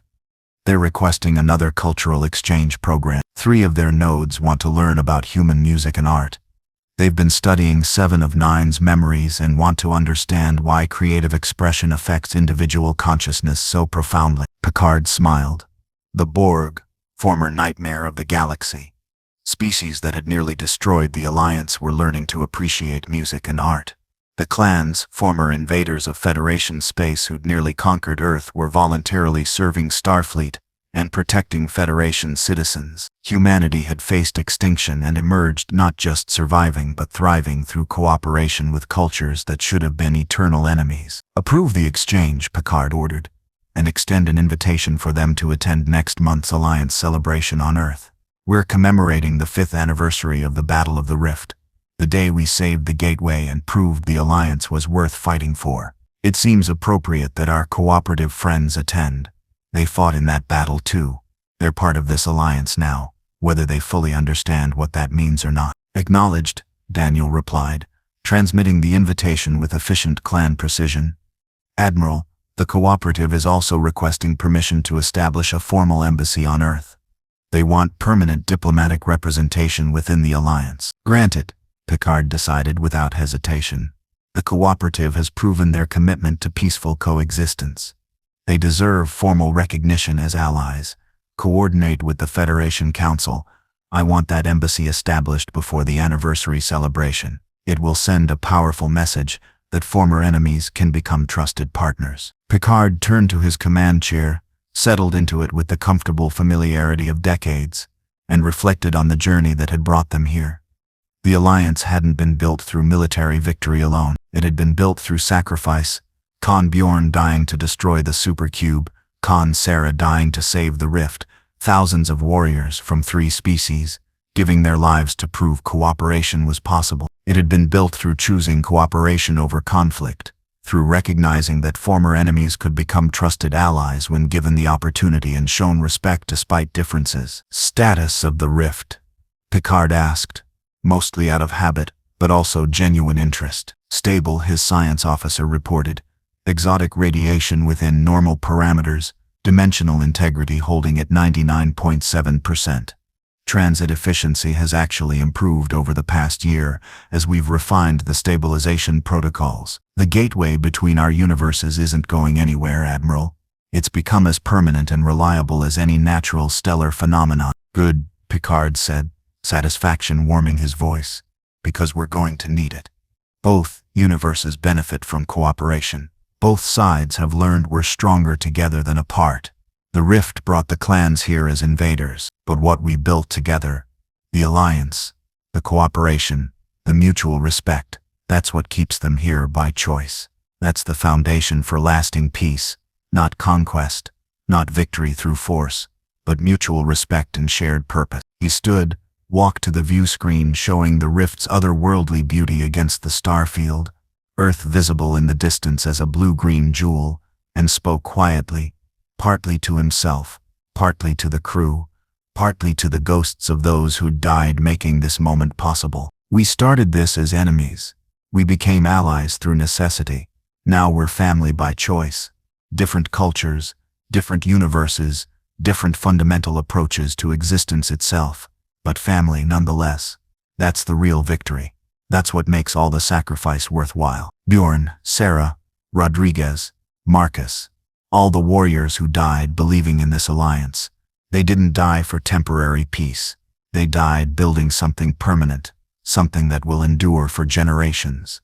We owe it to them to make sure it does. The Enterprise F continued its patrol, protecting a gateway between universes, serving an alliance that had been forged in desperate warfare but would endure through committed peace.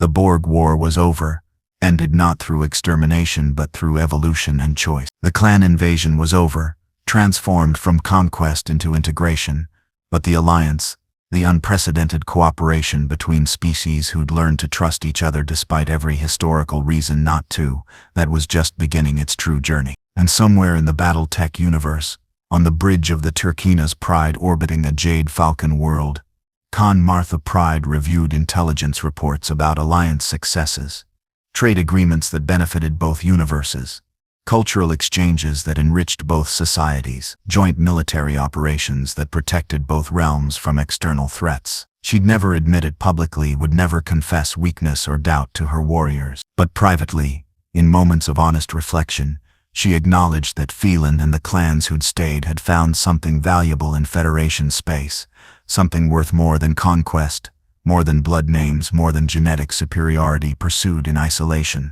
They'd found purpose that transcended individual clan interests, community that extended beyond bloodlines, a cause worth fighting for that benefited not just warriors, but billions of civilians across 2 universes. Maybe someday, if circumstances changed, if the Inner Sphere's endless wars finally exhausted even Jade Falcon's warriors, they would return.